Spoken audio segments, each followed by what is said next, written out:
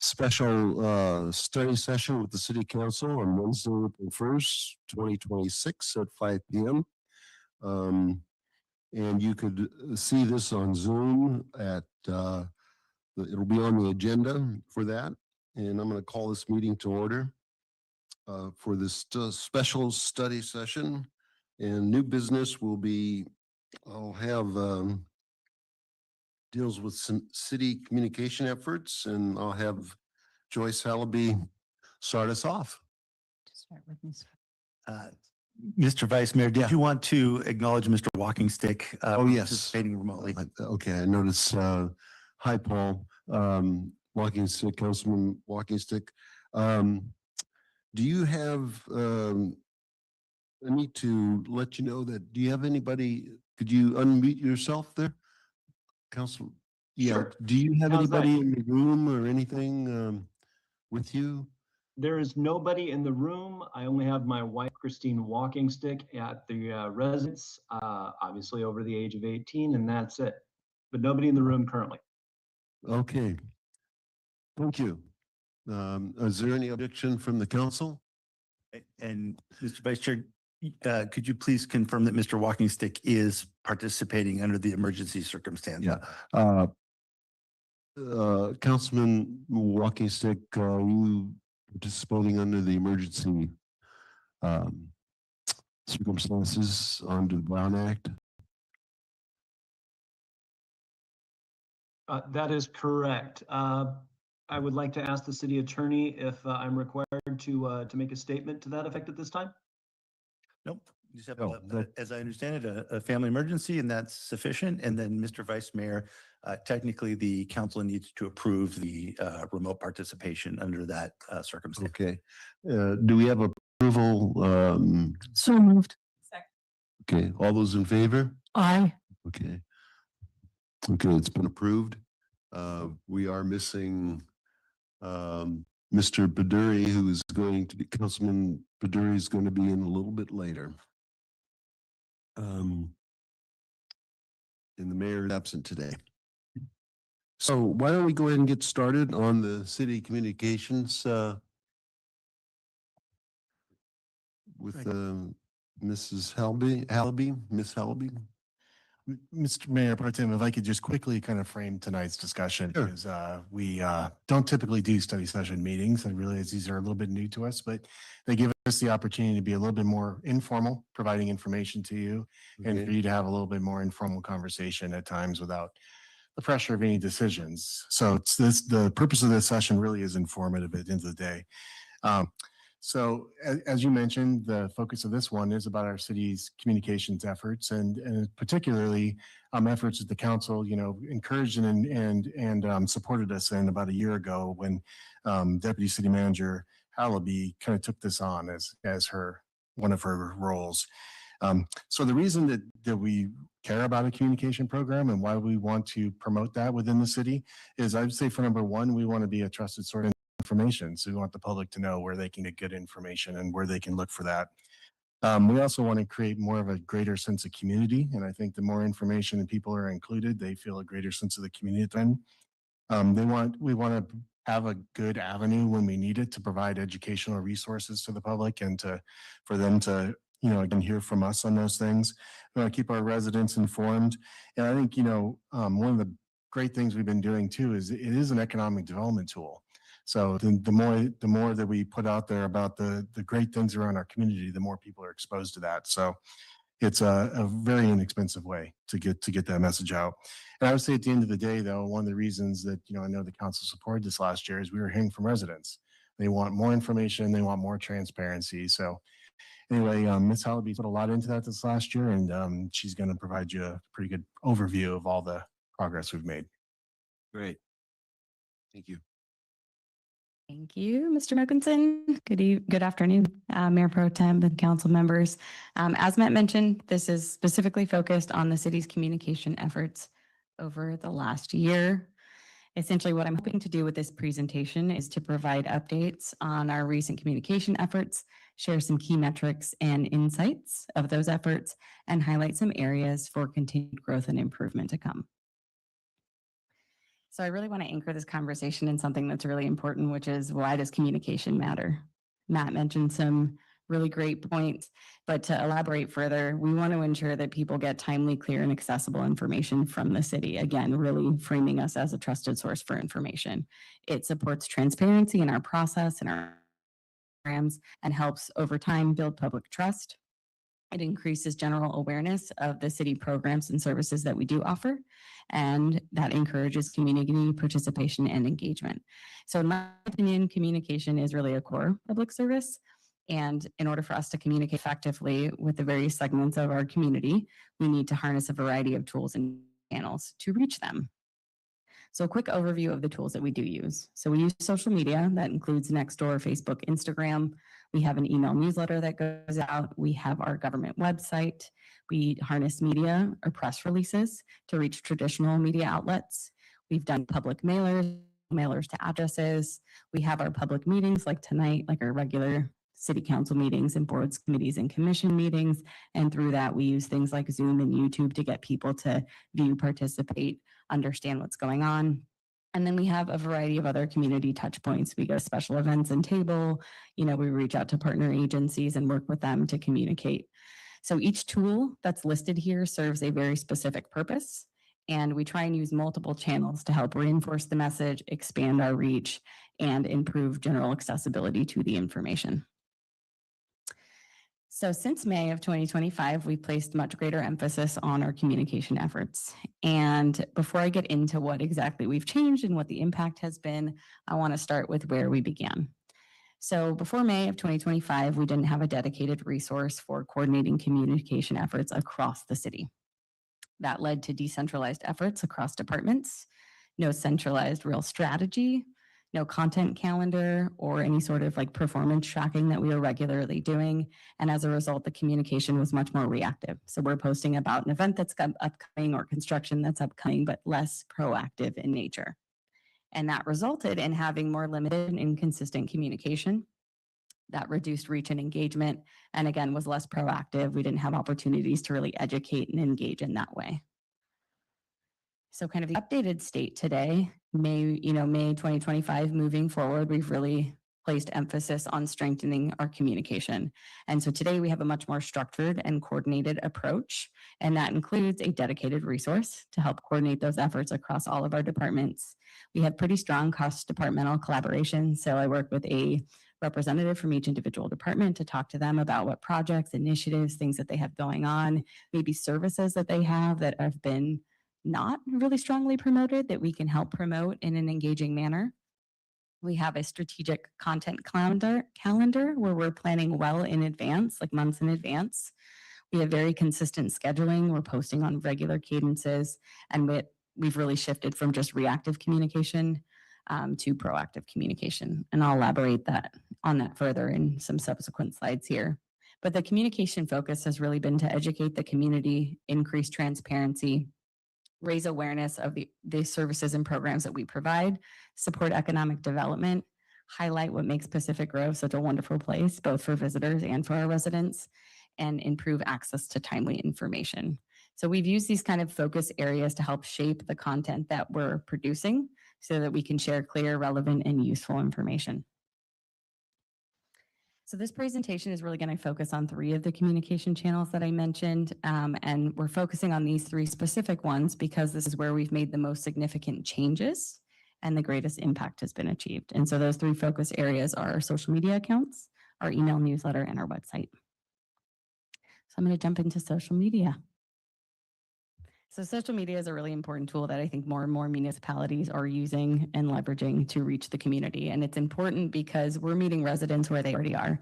Everybody's typically on their phone. A lot of them have access to social media channels. So we're not asking them to change their behavior. We're just going directly to them. We're able to communicate in real time.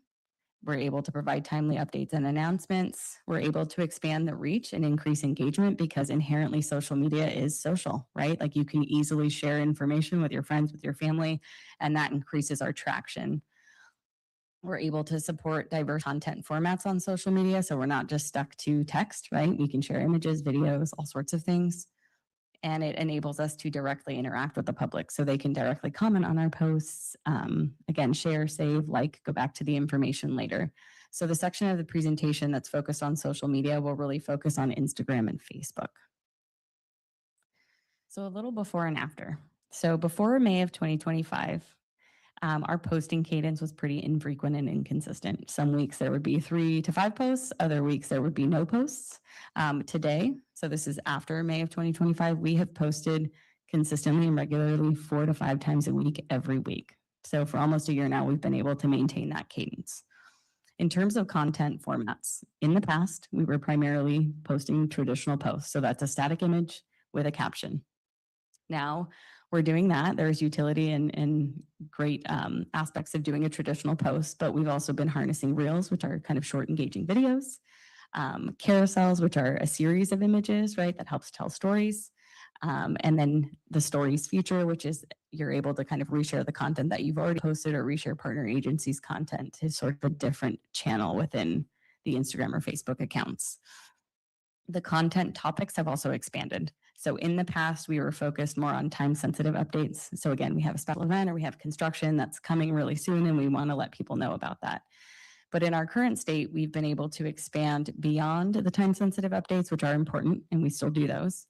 But we've included educational and more proactive content. So we're talking about like our coastline is more than meets the eye. There's a whole, area of special biological significance and what that means. We're doing emergency preparedness messaging. Like we are doing a wide array of educational things for our community, and it's much more forward-looking content. Some additional enhancements are that we are like actively utilizing trends. So there are things that are trending, and when you tap into that, you automatically increase your reach and engagement. We have also focused on higher quality images and videos because, again, social media is inherently like visual in nature. The better quality of your images and your video, the more likely you are to get traction.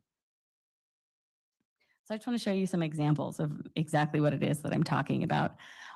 These are some screenshots of some of our social media posts. On the very far left, this is an example of just some of our monthly recaps. So at the end of the month, we'll post a series of pictures from various departments that we've snapped to highlight the different things that we have going on. The next 2 photos here where you see Taylor Swift and Travis Kelce, this is us applying trends. No. So there was a trend going on where they were transposing this picture of their engagement and showing things that people love. And so we used it to say I do to being part of the volunteer effort at Perkins Park.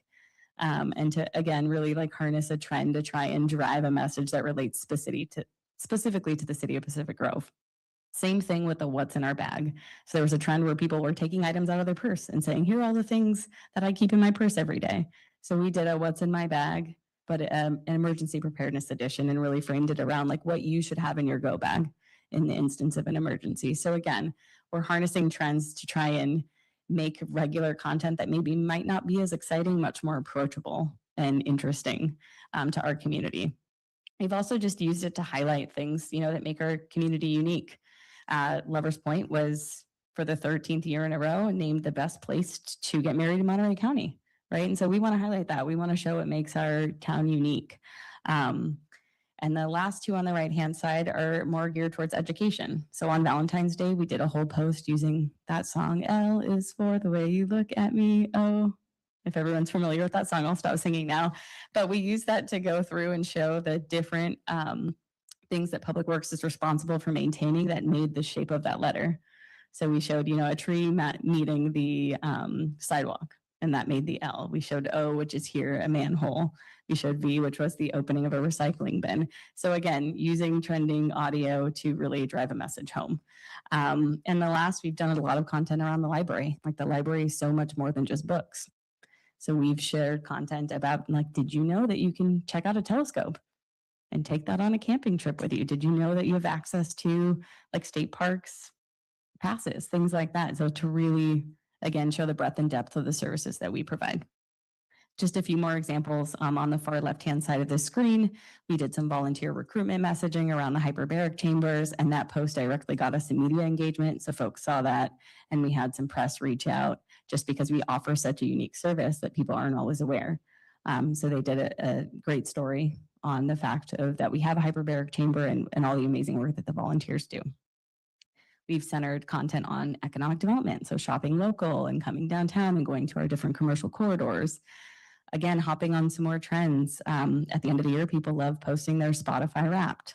So for those of you who aren't familiar, Spotify is a music streaming platform. At the end of the year, they tell you what your favorite songs were, what your favorite artists were, and we use that to show like city accolades. So like the awards that the city has won over the last year and like top achievements that we've earned, how many work orders we've done. So again, really trying to frame the information in a more engaging way. And then we've tried to do creative things like do virtual recreation. So crafts that folks can do with their kids at home with our recreation team. So again, really expanding beyond just we have construction or there's a special event and really doing a breadth and depth of education and content around all the amazing things that the city does. So as we started implementing these changes, we really began to see some meaningful impact. So I'm going to quickly talk about the impact and some metrics here. So the first is that we saw a huge increase in views. And before I jump into what that is, views are actually the number of times that content was viewed. So this can include multiple views by the same person. So if you watched the video 5 times, that would count as 5 views. So here I'm comparing on this screen some baseline metrics. So a full quarter of metrics before we made any changes. So that's February through April 2025. In that quarter, we had a total of 78,000 views. In the last quarter alone, we've had 1.8 million views, which is a huge increase. That is over 20 times an increase in views. And in the last 3 quarters alone, we've had over 4 million views. So between May and January. So that's a huge impact. But what does that actually mean?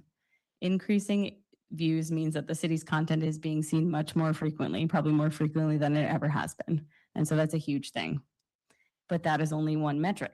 So the next metric we're going to talk about is reach. So reach is the unique individuals who have seen the content.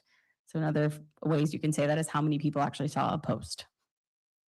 Again, the baseline metrics, which were before we made any changes, were about 31,000 in a quarter. Today, in the last quarter alone, we had over 500,000. So this is a significant expansion in our audience reach, and that growth has been sustained over multiple quarters.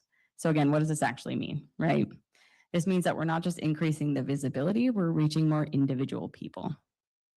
And this is both folks within our community and beyond, right? Because when something is shared, it might be shared with somebody who is a distant relative who lives in another area. It might be shared with somebody who lives down the street. Like we have a pretty good range of folks seeing content.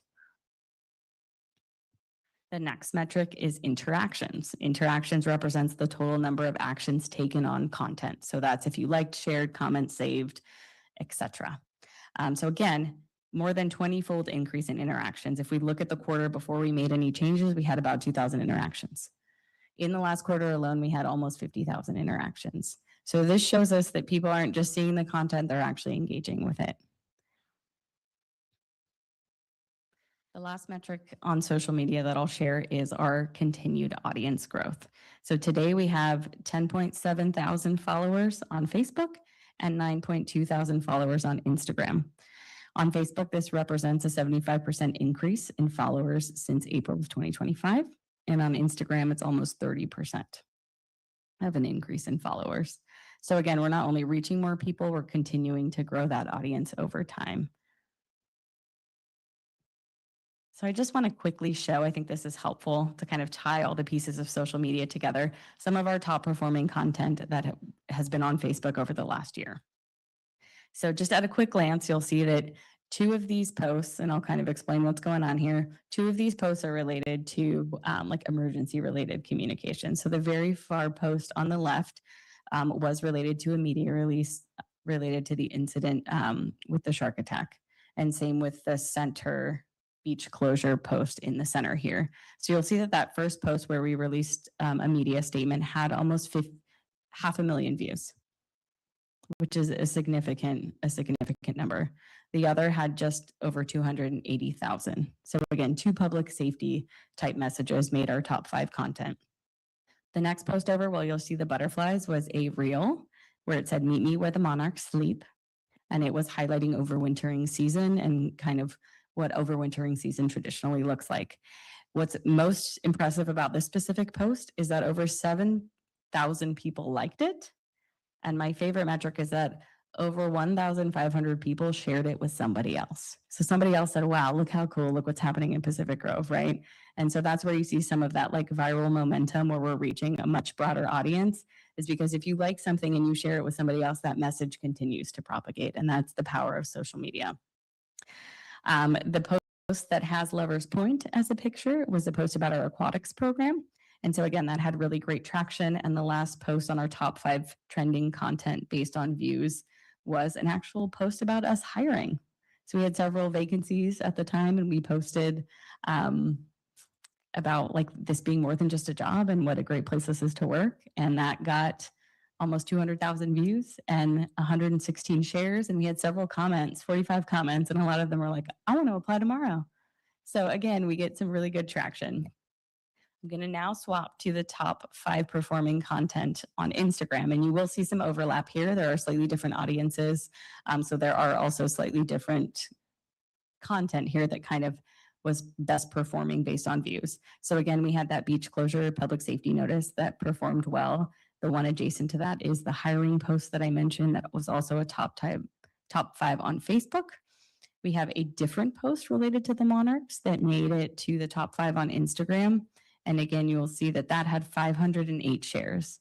So when we post things about the Monarchs, people love to share it with other folks, which is awesome. The difference you'll see here is the last 2 posts.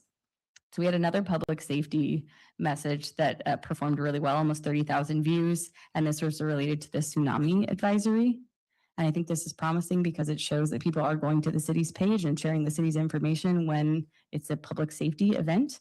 The last was a post about HGTV, naming the city of Pacific Grove one of the best places to visit in America. And so that's great because that's kind of that economic development tool, right? Like we're promoting ourselves, we're framing ourselves as a great place to be and a great place to do business.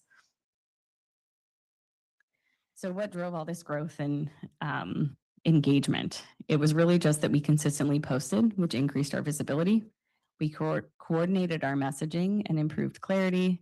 We had more timely and relevant content, which increased engagement. And again, we expanded kind of what we were posting about.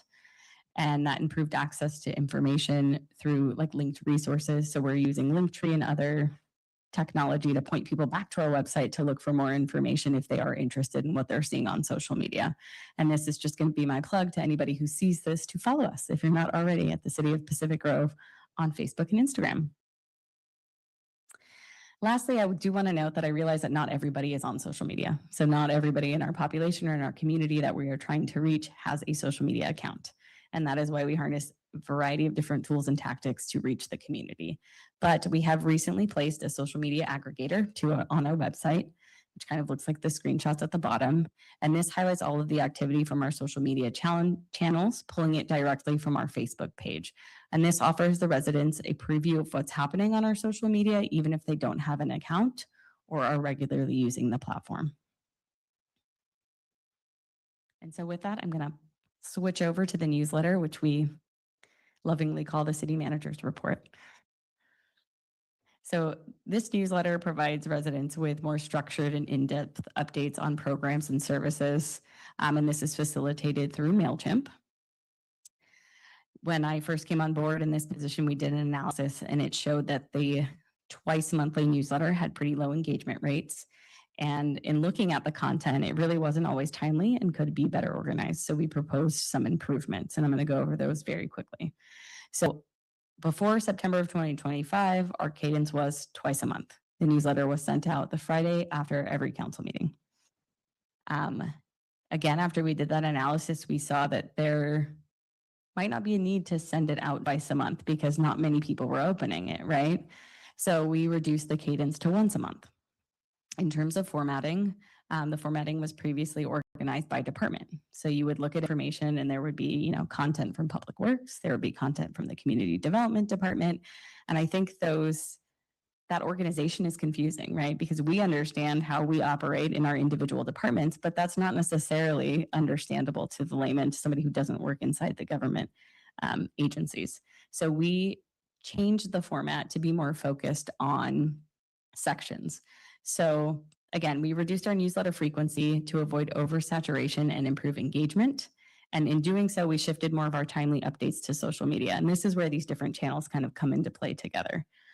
Our newsletter was refined to focus on clearer and more structured and in-depth content. So again, we want to provide value. So we want to give people information that they're looking for. We want to provide them with deep dives on content. And our newsletter previously wasn't doing that. Now we're kind of in a much better position to do that, to provide those more in-depth articles. And then we, again, transitioned from that department-based formatting to topic-based sections. So now we have sections titled Empowering Through Knowledge, where we talk about deep dives on topics of interest. We have opportunities to engage, where we highlight the various different avenues, whether it's a public meeting or a survey that we're offering. And then last, we have a section called Upcoming Community Events, where we highlight community events that are upcoming. And so now the impact of all these changes. So I'm going to quickly highlight the opens and the clicks. And before I do that, I want to define those. So opens is the percentage of successfully delivered emails that were actually opened. And clicks is the number of times a recipient interacted with the links or the buttons that are in our email campaigns. So again, the baseline data, December through June of 2025, shows that our average opens were only at 13%. So only 13% of the people getting that email to their email inbox were actually engaging with it at all, even opening it. And so again, the thought was if we reduce the cadence, it might feel less spammy, for lack of a better phrase, because think about the number of emails you're getting in your inbox. So the less you're emailing them, the more likely they might be to open it. And what we saw here was that when we reduced that cadence to once a month, so now it's getting sent out the Friday after the last council meeting of the month, that increased to 24%. And the average clicks also increased from 2.9 to 4.9%. So this means that not only are more people actually opening the emails or engaging with the information within the email, so they're clicking on our website to get to more information on that topic. And so these are all really good signs. And this is meaningful, positive impact in our newsletter engagement. That's not to say there isn't more opportunity for growth here, but it is meaningful.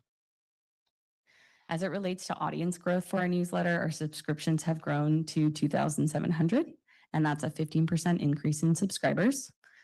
So again, not only are we expanding the engagement, but we're also growing the audience base. And we are now taking the opportunity to do some cross-channel opportunities. So when we post a newsletter, we're now posting that on social media. We're providing links to the latest newsletter and showing people how they can subscribe to get that content delivered directly to them. And so again, my plug here for anybody listening or watching, if you aren't already subscribed, please do so. cityofpacificgrove.gov/enotify. And last, I'm going to quickly touch on our website and some improvements we've made there. So our website is kind of the main official secure digital platform to provide access to and information to the public. It's a central source for city information. It provides a really robust set of information as it relates to resource services departments. It supports self-service access, so you can go to our website at any time you want and peruse through the data and information available there. So it is a reliable and always available source of information. In May of 2021, the city did a complete website redesign. I looked for photos of the prior website and was unable to find any, but it is a huge improvement. Huge improvement. So it is not only more visually appealing and user-friendly in terms of accessing information, but there are some key features that we've really focused on promoting over the last year. And those include our news and headline section of the website, as well as our e-notification functionality. I'm going to quickly go through those two things. So our new homepage has a specific section dedicated to news and headlines. And the focus here has really been on creating content for the news and headline section of the homepage. So often we have information that does rise to the occasion of posting on the news and headline section. We may have a new program, we may have a press release, we may have like an Arbor Day celebration. You'll see here, those are the things that are currently on our news and headline sections. And we've really been trying to work with the departments to get that information on the news and headline section so that it is front and center on our website. Websites can often contain a large amount of information. So this specific section helps us highlight the most important updates. And the cool thing about it is that we can directly notify interested audiences. So that leads me to my next slide, which is about e-notification. So our platform allows folks to register to directly receive either email or text communication if a web page is updated. So they are able to enter their information and they will receive an update at the time we add new information. And we have 989 total e-notification subscriptions. So this reflects the number of subscriptions, not necessarily the number of unique individuals. So I just want to make that distinction. But again, we've been promoting this because we want to make it easy for people to get to information. And the easiest way to do that is you get a little notification on your phone. You're not having to poke or peruse around. So since promoting this feature, we've seen a 36% increase in the subscriptions since 2025 to date. So this does indicate that there have been more people that are becoming aware and are actively using this feature.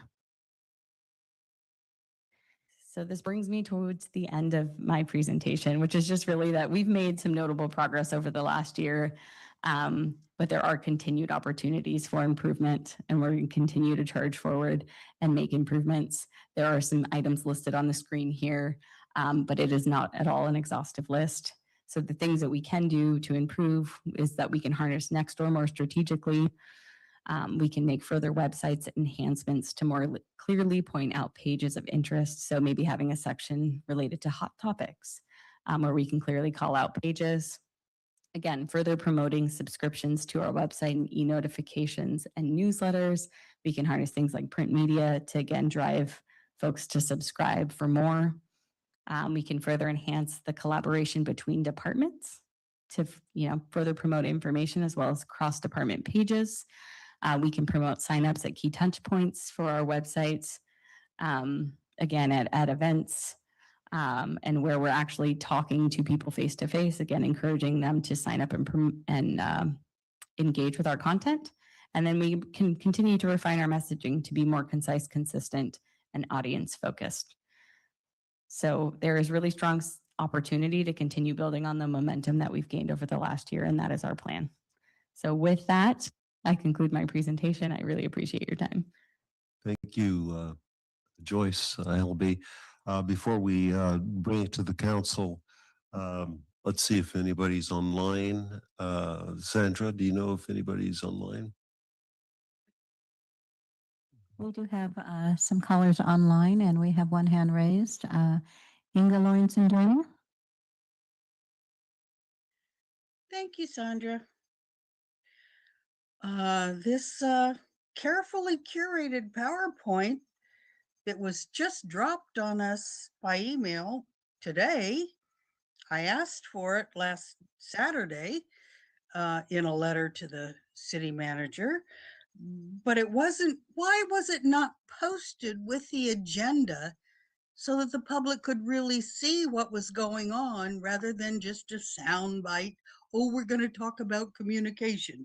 Well, if you're trying to be transparent and offer more real information, not just kind of storybook graphics on social media, why wasn't it posted with the agenda? The information from City Hall does not seem to be freely offered with the drought dragging it out of staff. And our letters are not published in timely manner. And yes, obviously, you've heard me many times say I am on no social media, nor will I be.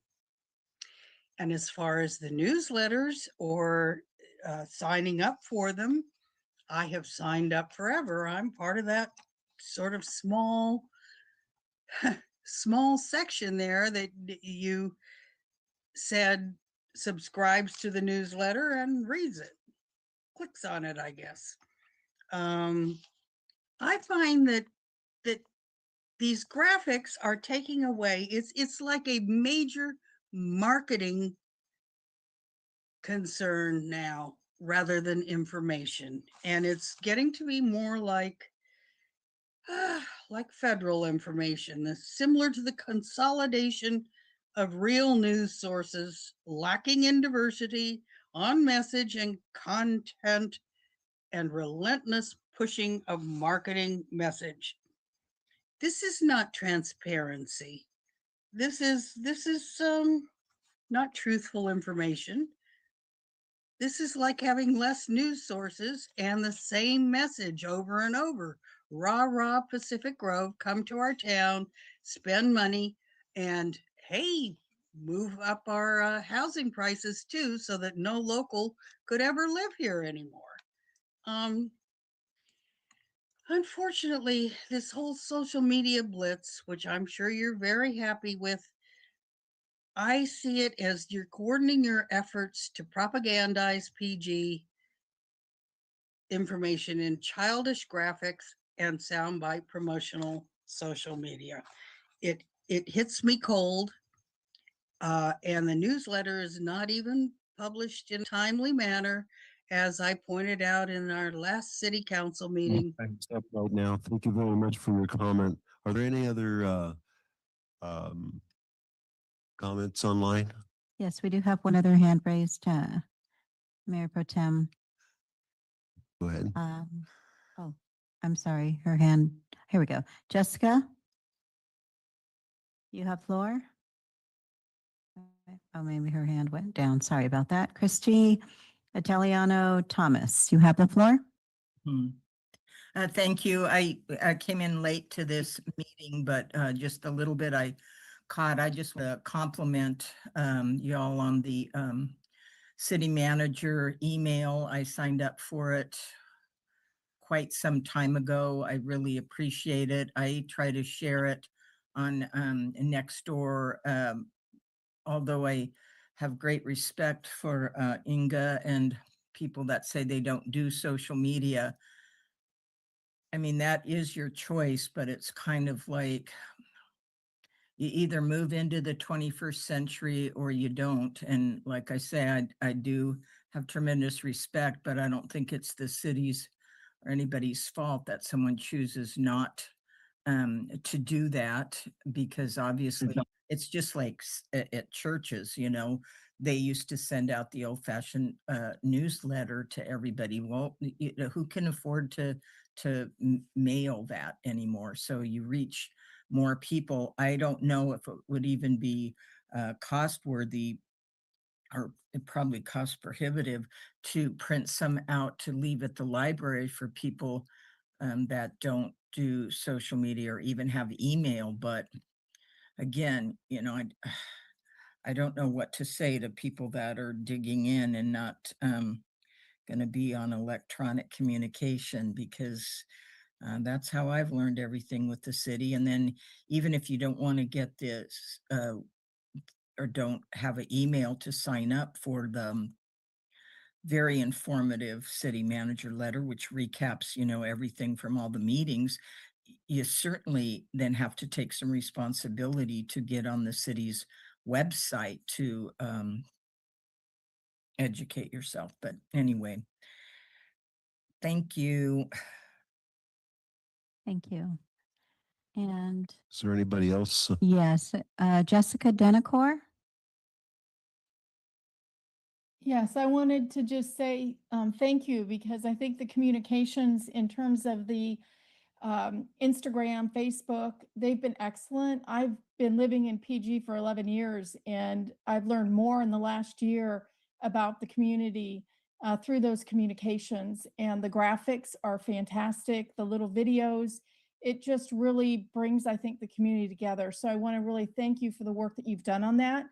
The only area, you know, I would like to see more communication is on maybe specific projects that may be impacting a neighborhood, and understanding when you can be involved in that or give the feedback. So that's the only area that I haven't really seen a lot about, but I just really appreciate the efforts in this. And I think the woman who presented, she's just done an excellent job. I've never met you. I wanted to meet you, so I'm really glad that I called into this. Thank you. No further hands are raised. Mayor. Okay, anybody in the public wishes to speak? Not hearing anybody, let's bring it back to, oh wait, there we go.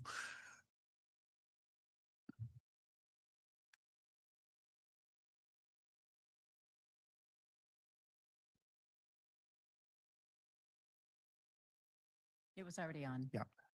My name is Andy Kubica. I'm a resident. I guess the only thing I have to say is, I understand we're in the earlier stages of improving the product here. But having to wait till today to get the charts versus being able to take a look at it over the weekend. I'm retired. I have time to look at it. It wasn't dropped till somewhere between 2 and 3 o'clock this afternoon, and I've received no notification of that. We keep talking about that we need younger people involved. And, if they are working today or someone is out going picking up their children at the school, they would have no knowledge of this. And the council can see here, I was the only one in the audience here. So somehow or other, the message did not get out to the public about this meeting.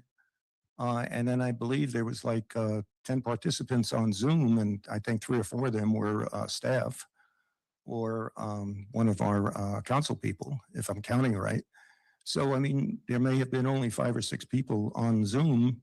So somehow or other, there's a deficiency in sending out communication. And if we're going to have transparency, we should have somehow that gets out to the people. And we should be able to look at this. Having a chart presentation of 35 charts and then being expected to come up here to digest 35 charts as a resident and then come up here and make a comment, is not really fair. So I think it should have been out last Friday when the agenda came out. And I specifically sent an email on that. And I was told that's not the way we do business here. So to me, that doesn't seem like maybe that needs improvement. The one on that last page there where we say we do improvements. And I suggest that. Thank you very much. Thank you. I don't see anybody else in the audience. Let's bring it back to the council just to be aware that we'll be starting at 6 o'clock, and Councilmember Baduri will be here at 6 o'clock. Yes, Councilmember Roth. Thank you. I'd like to say thank you to Ms. Hallaby for that presentation. It's interesting. It's, there's water, and how do you get the horse to drink the water? It's, yes, you have to provide the water, but then the horse has to go to the water. And if I think every small town and every big town in California runs into the same thing. How do you get information out to people in a timely manner without bombarding them? And then how do you target it to what they're specifically looking for? And I hear some people say, well, I didn't know about this meeting, or I didn't know about that plan, or I didn't hear about this. And it's like, have you signed up for the city manager newsletter? No. Okay. Do you follow us on Instagram or Facebook? No. Okay. So it costs about $6,500 to send a postcard to every person. So somebody had asked about how expensive that was. It's really expensive. And the chances that somebody looks at that postcard and doesn't toss it into the recycling is probably pretty low. So, I think there is some personal responsibility along this line that you have to want the information, not just expect it. And I think in order to do this cost effectively, you have to embrace some sort of technology these days. We can't really hire a town crier to go up and down the street screaming from a horse. So I think if you look at the engagement, and if anybody's ever, ran surveys, to say that you've got 5% of the community that's opening an email, that's incredible out in the world. Some people think that success is 2%. So to get to 5% is unbelievable. So I think that over the last year, there's been massive improvements. We've seen the results. The one thing that I would like to add in here as our next steps is emergency response. And I think that may be where I'm concerned that we're going to lose some folks. Can we use a texting app that people would sign up for so that they can get the first response if there is an issue? And then, how do we put together a list of at-risk people who are not on social media, that are not, maybe they don't even have a cell phone, that they only have a landline? How do we get information to those folks so that in the event of an emergency, they know, oh, the road through the Presidio is open for this particular emergency. Or if you live in this neighborhood, use this road, or whatever that happens to be. Or, we have 50 people on this emergency list that we know we're going to have to call and contact. And how do we set up a phone tree to do that, to make sure that all of our citizens are safe? But when you talk about a social media presence and the information that comes out, I think this just highlights we're on the right path, and we just have to keep going. Thank you. I'll go ahead and start, and we'll get back to the rest of you here. I just wanted, Ms. Hallaby, that was an excellent presentation. I personally learned a lot, and I've been here for a while, but excellent presentation. And I just had a question. If I missed it, is it on the site, if someone wants, hey, I want send all this stuff to my email, is there a button on there that does that? Yes, Mayor Pro Temp, if you go to cityofpacificgrove.gov/e-notify, you can subscribe to our newsletter, email notifications, and a Okay. host of other things. Right, thank you. Thank you again. Yes. Councilman- Thank you. Yeah, I really appreciate that because I've noticed the increase in communications and I don't even have time to be paying attention that often. So that means they are getting through. And so that's greatly appreciated. I do get the email, and the text ones are actually the ones I see because it's the thing that's always attached to me for work and life. But I think it's great to be able to measure that we are getting the word out more. And while it's true, some of it is more geared maybe to younger population, for example, because they are more likely to be living their lives in social media. I would say it's the most commonly easy way, because even those of us who are really busy, an easy way to check things quickly versus trying to search for something on a website, which can be clunky, is often to check the social media. And I think the texts are particularly useful from my perspective. So yeah, having timely ones of those. And I think those are really good points. I've been wanting to find a way for some time to see how do we reach out to the community during emergencies. So I would fully get behind us doing something that finds out how do we reach those people that may not be engaged in the ways that the new form of communication is easily getting to, with timely messages, and especially if we do have more emergencies, so we can make sure that everyone in the community is safe. And one thing that kind of stood out is, so one request I would have is actually having a more centralized place for community events, because I still oddly find myself going back and doing a search through the agendas to find the annual calendar events like we're approving tonight. So having that someplace where we can plan ahead, make sure it's in our calendar, because sometimes by the time I find out, I've already booked something at that time. So I think that would be really helpful, because I have people texting me to say, when is this? And then I, go digging. So I think that would be great.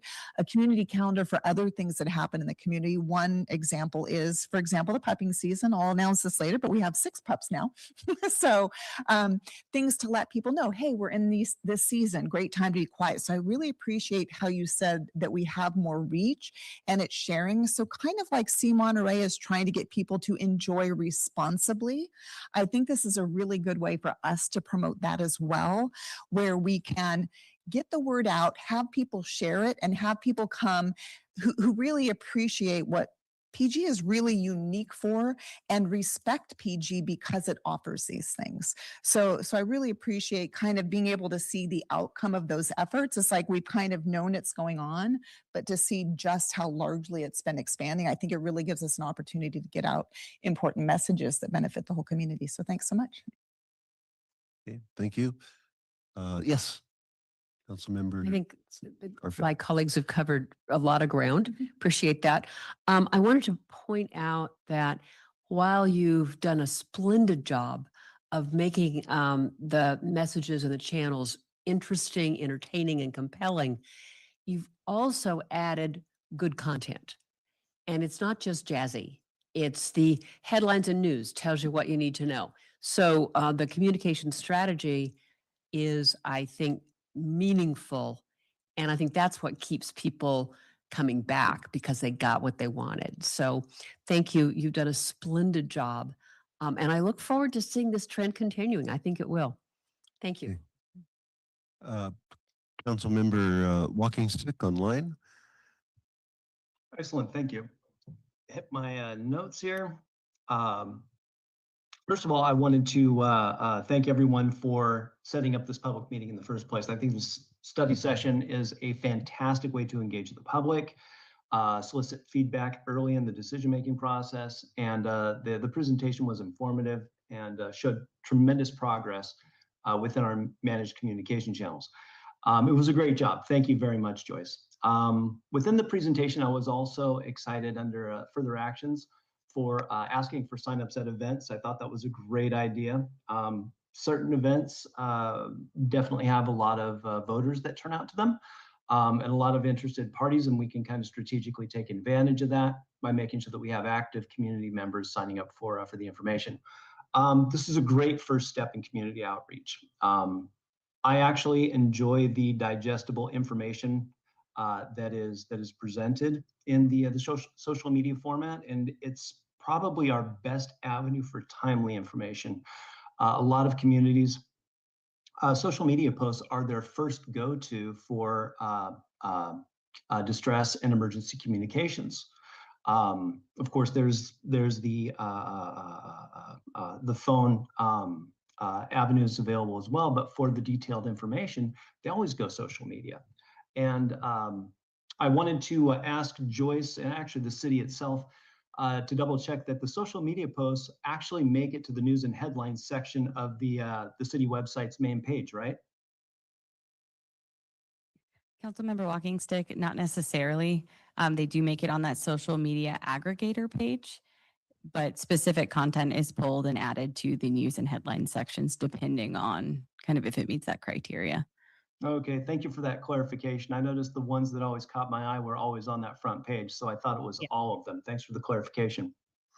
Okay, so this is you've made great progress. I think for a good next step, we do need to continue our efforts for the digitization of the city information.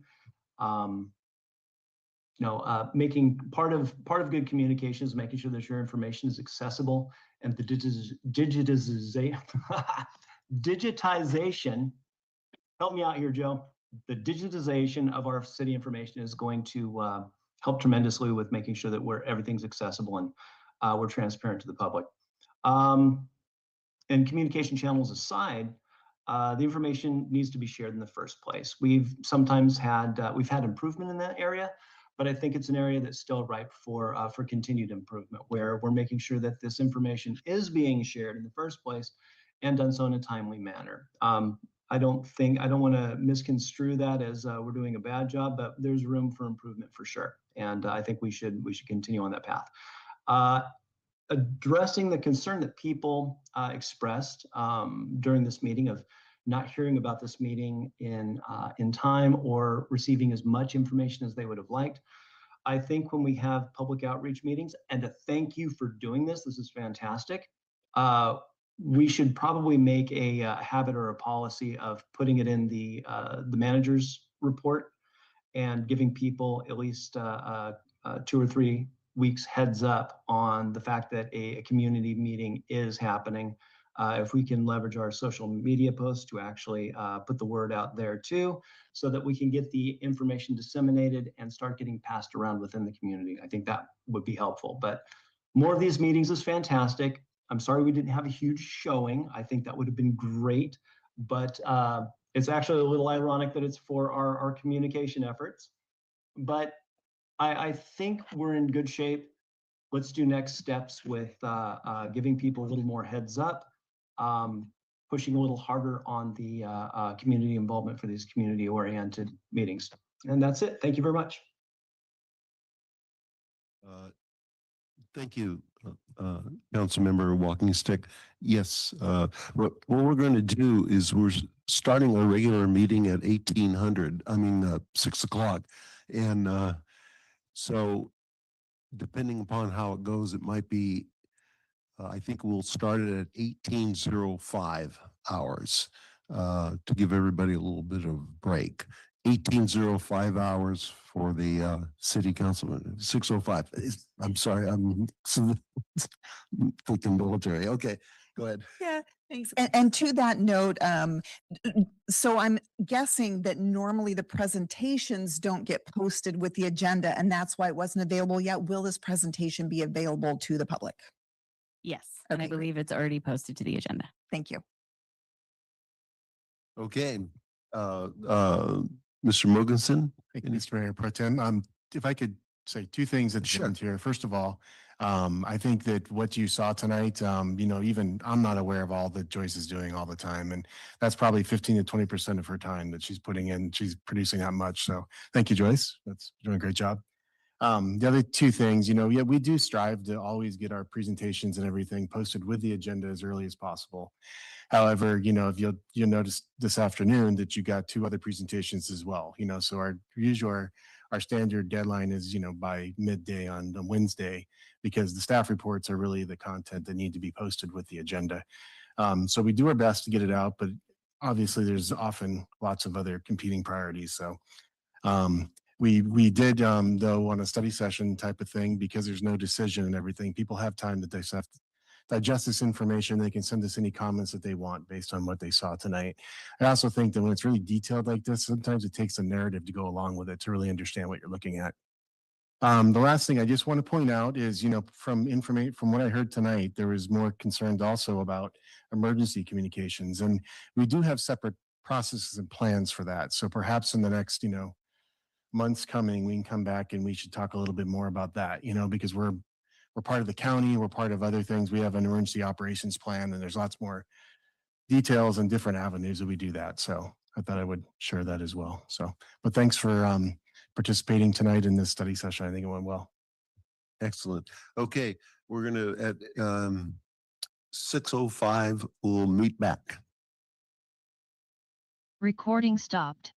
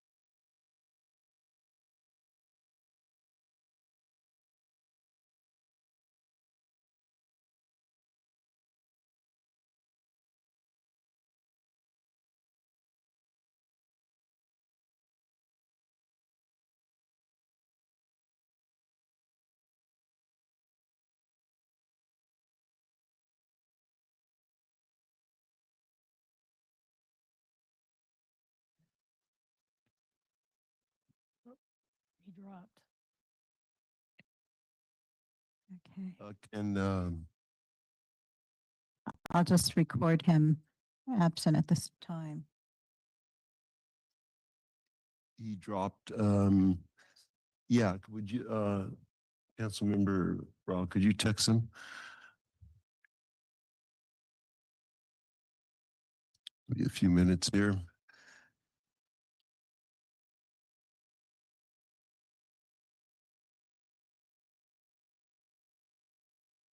I'm promoting him as a panelist, and so he should be coming over very shortly. Was that Sandra? I'm promoting Councilmember Walking Stick. Okay, no, He should be okay. coming up very shortly. We just need an acknowledgement from Councilman Walking Stick about adopting the agenda. Yes, I will be attending remotely due to a family emergency. Okay, thank you. Councilmember Walking Stick. Also, staff, we just reverse it here, staff announcements first. Thank you, Mr. Mayor, or Mr. Mayor Pro Tem. Acting Mr. Mayor. I do have a couple of announcements tonight from SAS perspective. First of all, while a couple people make their way up to the mic, this is getting to be a little bit more normal, I guess, which is a good thing. But I did want to recognize a couple of employees as well this evening who got some nice accommodations this last couple of weeks. One was Kent Speed, who works in our maintenance services department. So there were some issues with water that happened over the weekend. And we got a really nice email from Kevin Phillips, the owner of the Beach House Restaurant, about how helpful he was and everything. So I wanted to go ahead and quickly recognize Kent. And there's also been another issue, incident on the peninsula with law enforcement type activities. And we got a nice letter from the chief of police in the city of Monterey, Dave Hober, and he just wanted to thank some of our officers. It was Sergeant Paul Nagamini, Alexander Barnube, Daniel Marty, and Robert Rutleg, and Nathan Cordoba, and they were, I guess, instrumental in an Amber Alert and ensuring the safe recovery of a 4-year-old boy recently. So got a nice letter on that. So I just wanted to recognize those couple of things. Also, really quickly, while I have the microphone, at our next council meeting, we're going to have another study session like the one we just had. But the next one is going to be a presentation by Monterey One, and it's going to be considering the Coral Street pump station relocation. So anybody who's interested in that one, this is the opportunity to hear directly from Monterey One about the project itself and provide input back to them. 5 o'clock? That would be also at 5 o'clock, yes. 5 o'clock, okay. Now I will turn it over to Ms. Alaby. Good afternoon. I just want to quickly highlight 2 upcoming community events. The first is the annual Perkins Park Cleanup, which will be April 11th from 9 to noon. And then the second event that we have upcoming is our annual Arbor Day event. This will be at Esplanade Park, Sunday, April 19th from 10 a.m. to noon. Thank you. Any more announcements, Mr. Mogensen? No further announcements. Okay, let's go to council announcements. Councilmember Walking Stick. Thank you, Your Honor. This is unfortunately going to be my last meeting. I am going to be leaving City Council so that I can take care of family business. This is not a decision that I came to lightly, and it is extremely disappointing. But I trust that the City Council and the Mayor will appoint somebody who can devote the time and attention necessary to do a good job for the people of Pacific Grove. It has been the honor of my life to serve the people of Pacific Grove, and I'm grateful for that opportunity that you've given me. So thank you very much, and let's have a great meeting. Thank you, Councilmember Walking Stick. Appreciate it. You've been super. And I've always said family comes first. Yes. I just wanted to recognize Councilman Walking Stick. I really appreciate your passion for the city council business. I know whatever decision you made is going to be tough for you, but I always have appreciated your views, and I can tell you just based on my experience that you're one of the quickest learners on the council, really caught up with all of the things really quickly. Appreciate all that you've provided to us in the short course of time. looking forward to working with you in the future. Thank you.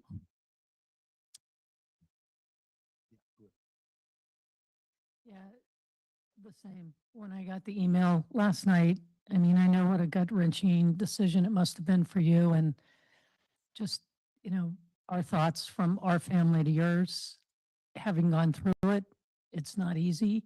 And family does come first. And I don't think you're ever wrong to put your family first. So we wish you all the best and send you and your family a big hug. Thank you. Thank you, Councilmember. Yes, Councilmember Garfield.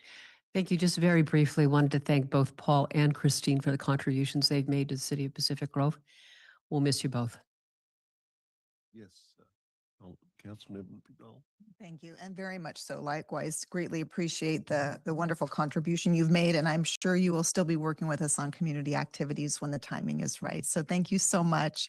And on another note also, I would like to just point out that we are officially in pupping season. As of this morning, we have 6 new seal pups for anyone who would like to quietly take a look over at Hopkins Beach.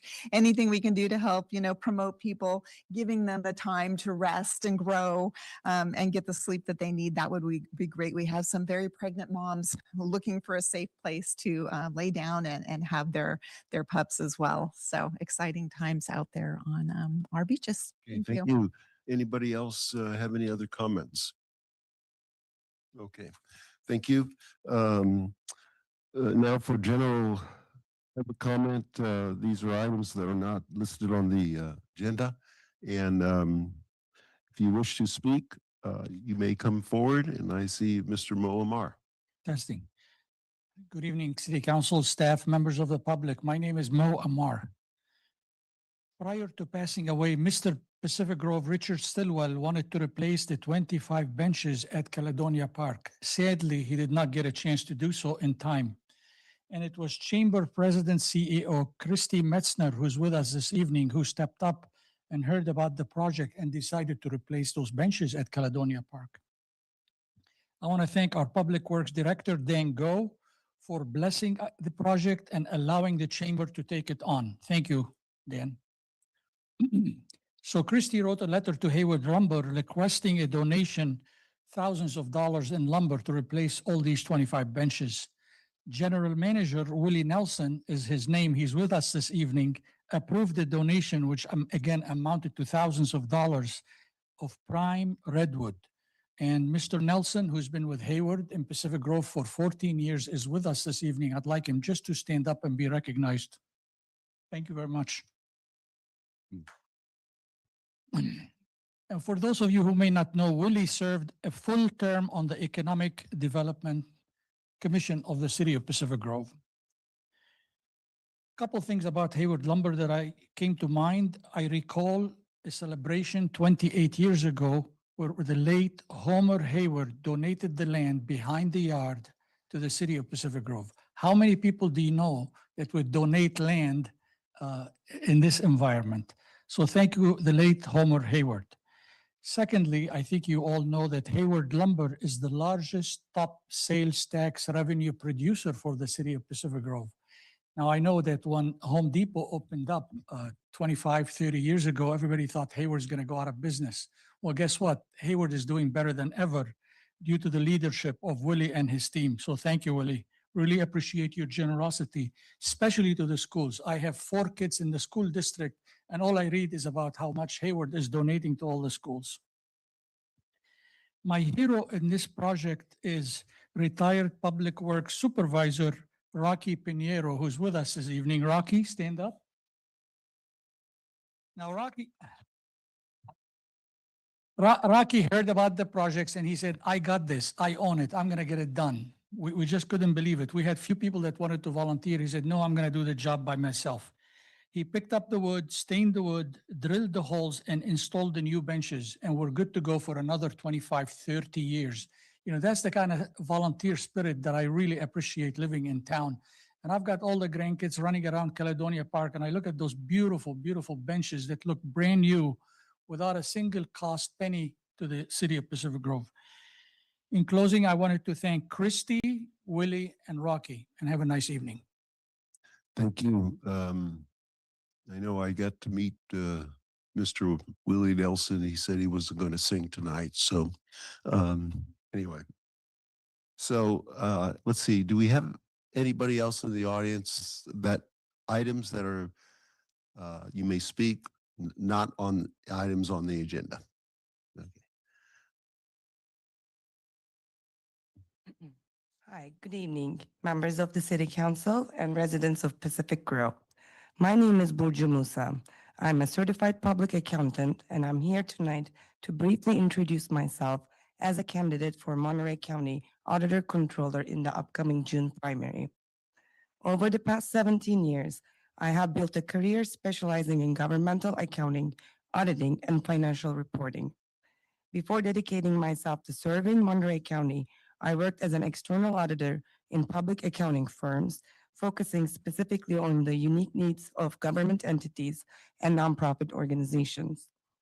That foundational experience led me to Monterey County Auditor Controller's Office, where I had the privilege of serving first as the Chief Deputy Auditor Controller, overseeing the General Accounting Division, and until most recently as the Assistant Auditor Controller. I am running for this office because I believe the foundation of a healthy community is transparent, accountable, and fiercely independent financial management. Having lived in this county for 11 years and as a frequent visitor to your beautiful butterfly town, I know how vital it is for local municipalities to have a reliable, collaborative partner at the county level.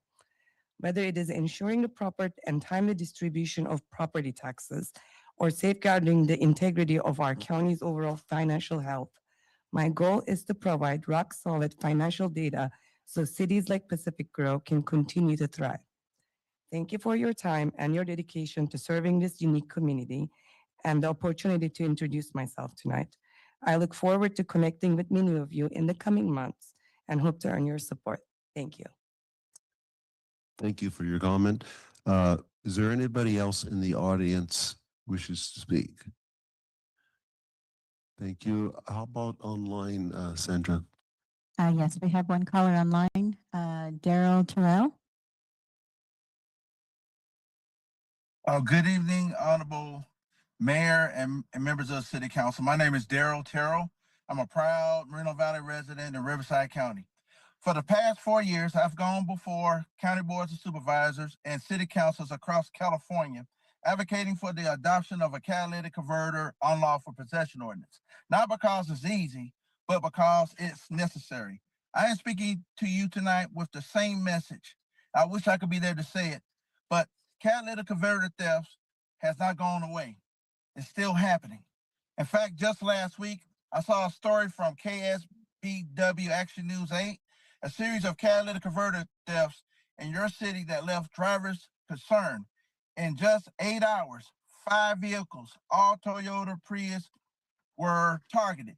5 families, one morning, disrupted. And as Police Chief Day said, you guys remember when these catalytic converters were emerging 4 to 5 years ago, it seems like we're not past that. And he's right. We are not past this. On October 2025, I went before the Monterey County Board of Supervisors to ask them for the same solutions. Because from Greenfield to King City to Soledad, communities felt it firsthand. And one night alone, 7 catalytic converters were stolen. 7 families, one night. And behind each number is a person, a worker, a parent facing repair bills of $2,000 to sometimes $3,000 at a time when gas and everyday costs are already too high. That's not just a crime, that's an affordability issue. Now we have laws, but too often they fall short. I have spoken to deputies, and they are encountering individuals with multiple catalytic converters, clearly suspicious, but they can't act. No identifiable victim, the threshold isn't met. Under state law AB 641, someone could be caught with up to 8 catalytic converters and face no consequences. And so they walk.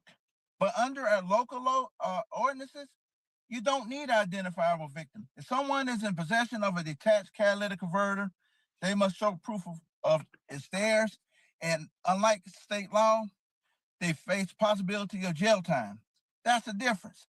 Real consequences. That's how we prevent the next step. And that's how we just respond to not to the last one. But let me be clear, it's not about over policing. It's not about mass incarceration. It's about accountability, fair, simple, and necessary. So tonight, the question is not whether this problem exists. We know it does. The question is, will we close the gap? And please consider adopting this ordinance. Thank you.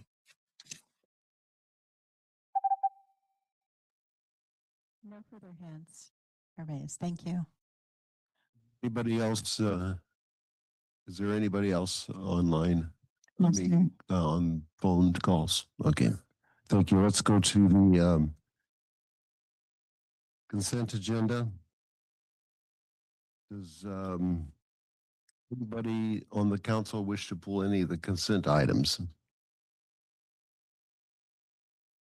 Okay, does anybody in the public wish to pull any consent items? Nobody online, Mayor Okay. Pro Tem. Motion to approve the consent items. So moved.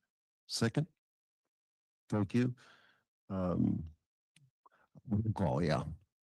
Thank you. Councilmember Rao? Aye. Councilmember Garfield? Councilmembers Walking Stick? Aye. Dury? McDonald? And Mayor Pro Tem Amelia. Motion carries 601 with Mayor Smith absent. Okay, thank you. Now we'll go to the regular agenda, which is climate action or adaptation plan. Mr. George first, the program manager.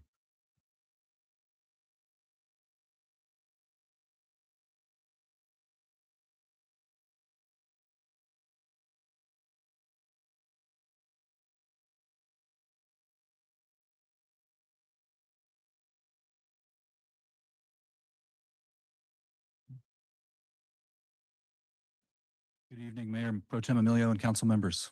Tonight, I'm pleased to introduce Blue Strike Environmental, who are here to present a review of the final draft of the Pacific Grove Climate Action and Adaptation Plan. This plan has been several years in the making. It originally gained momentum through a recommendation from the Beautification and Natural Resources Commission and was later elevated by council as a formal goal. Council formed the Climate Action and Adaptation Planning Committee, bringing together members of both the BNRC and the council. That committee met regularly in Brown Act compliant meetings, engaging with subject matter experts, learning from neighboring jurisdictions that have completed similar plans, and carefully considering Pacific Grove's unique priorities. Along the way, they faced difficult decisions: how to balance climate action with climate adaptation, how to prioritize between city operations and community-wide efforts, and how to address complex challenges in a way that is both feasible and fiscally responsible. The committee, along with engaged members of the public, played a critical role in shaping the scope of this plan. They helped guide and participate in the RFP process and ultimately select Blue Strike Environmental as the consultant to work with the city to develop the plan that we are reviewing tonight. Importantly, the committee's work was not limited to planning alone. They also advanced immediate actions the city could take, most notably the 2024 decision to opt up our power purchasing to 3C Prime and commit to 100% renewable energy for city facilities. The draft plan reflects that same spirit of action and practicality. It builds on the city's past success in reducing greenhouse gas emissions and identifies opportunities to accelerate those reductions moving forward. At the same time, it addresses climate adaptation, how we prepare for and respond to the impacts of climate change, with particular attention to sea level rise and the realities of being a coastal community. A key focus of the plan is identifying cross-cutting strategies that advance both emissions reduction and resilience in a cost-effective way. It also emphasizes leveraging the many plans and guiding documents the city already has in place and strengthening collaboration with regional partners, organizations, and the public. All of this has been developed with an understanding of state requirements, emission reduction targets, and the fiscal and operational constraints the city faces. Implementation will require ongoing commitment from council, from staff, and from the community. It is also important to acknowledge that the scope and goals in this plan could be more ambitious. Throughout its development, there was a clear understanding of the urgency of climate change and the desire to go further. However, the plan was intentionally crafted with a realistic view of the tools and authorities available to the city, as well as the level of funding and resources that can be reasonably expected. In that sense, this plan attempts to find a balance, being actionable and implementable rather than aspirational without a clear path to delivery. This plan is intended to be a living document. It will not on its own eliminate the city's emissions or fully insulate us from the impacts of climate change, but it does provide a clear framework and practical tools to help Pacific Grove reduce emissions, build resilience, and track our progress over time. With that, I will invite Brennan Jensen of Blue Strike Environmental to come up to the podium and review the development and details of the plan. Also here tonight and available for questions is Kristen Cushman, the CEO of Blue Strike Environmental and an instrumental contributor to this plan. And I'll also be available for questions. So thank you. And Brennan, if you could pause for 1 second, I'm going to sort out this presentation and make sure I get it on the full screen. 1 second.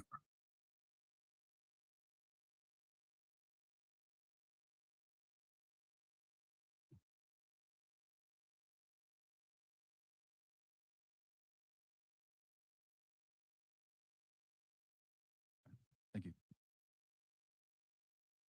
Thank you very much, George. And hello, Council. My name is Brennan Jensen. I'm the Director of Engagement and Resilience for Blue Strike Environmental. I'm also joined by our CEO and founder and 27-year resident of Pacific Grove here tonight. And it is my sincere honor to be presenting this climate action and adaptation plan. Let's see, and I think we can probably jump to the next couple slides. There we go. Excellent. I'd like to begin by expressing my gratitude to the city and to the broad community for the collaborative effort that have informed the framework and the strategic approach for this plan.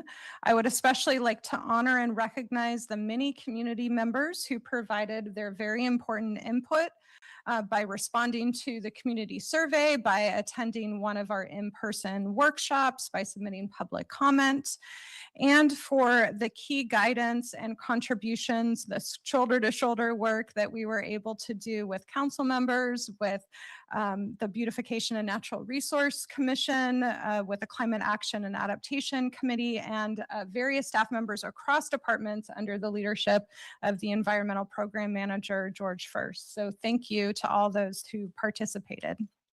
The purpose of our presentation today is to present the final plan and receive public comments and obtain your direction on next steps. Staff is recommending plan approval. In the next slide, you can see kind of the overall milestones of the process. We've been at this for about a year, and we are just approaching the final plan. So I want to highlight some key themes of this process.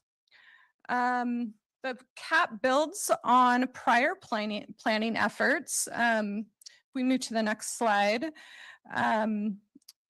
What we did is we really looked at your existing planning efforts, your recent plans and policies, and successful collaborative regional planning efforts that are already very established and really are a stalwart of our local community. So things like the city's membership in Regen Monterey, 3CE, AMBAG, TAMSI, and many others. It leverages these established partnerships to elevate the city's impact and effectiveness. The plan includes annual 5-year and 10-year targets for key goals and strategies to support implementation and progress measurement over time, while minimizing annual expenditures and maximizing total results spreading implementation over time. It establishes key initiatives to fund and implement the existing plans, for instance, calling for timelines and annual funding allocations to accelerate the implementation of your shoreline management plan, which is a really key guiding document that complements this plan in support of adaptation and resilience objectives. This is an implementation-driven plan that is focused on strategy prioritization and municipal leadership. On the next slide, you can see the project approach, which utilizes key data analysis and policy established by these recent plans, things like AMBAG's 2020 greenhouse gas inventory, the regional hazard mitigation plan, the community wildlife protection plan, and of course, the shoreline management plan. It included robust community engagement, presents a top 10 high impact strategy list, provides tier identification, priorities, and co-benefits, organizes recommended goals, strategies, and actions into a strategic roadmap by focus area. And finally, the plan is complemented by an in-depth funding and implementation plan that highlights likely and available funding sources by focus area, internal city funding opportunities, and a detailed 4-year implementation plan to guide the process moving forward. These aspects support the city in leading by example with specific measure implementation and setting up the city to be well positioned when it reviews its first 5-year plan review and update. This plan is created as a living document. It's supported by a back-end internal climate action tracking tool that will help support as a work plan for your staff to do implementation and can be updated and refined over time as the city makes progress towards those goals or commits to more aggressive initiatives and timelines over time. The plan is actionable, feasible, and directly responsive to the specific impact and guidance of the city and the community. I want to emphasize the community-driven plan. You can see here some images of some of the community engagement activities that took place. So things like canvassing at farmers markets. We did targeted outreach at key locations like Meals on Wheels. There was surveys, there were workshops, and many other opportunities for engagement. So we want to extend our gratitude to all the community members who provided your time and your contributions to the process. On the next plan, I want to talk a little bit about some of the refinements that you see here in the final plan compared to the draft plan that was presented recently to the BNRC community committee. And I want to say that we welcome public comment as part of the engagement process, and we acknowledge that several comment letters have been received.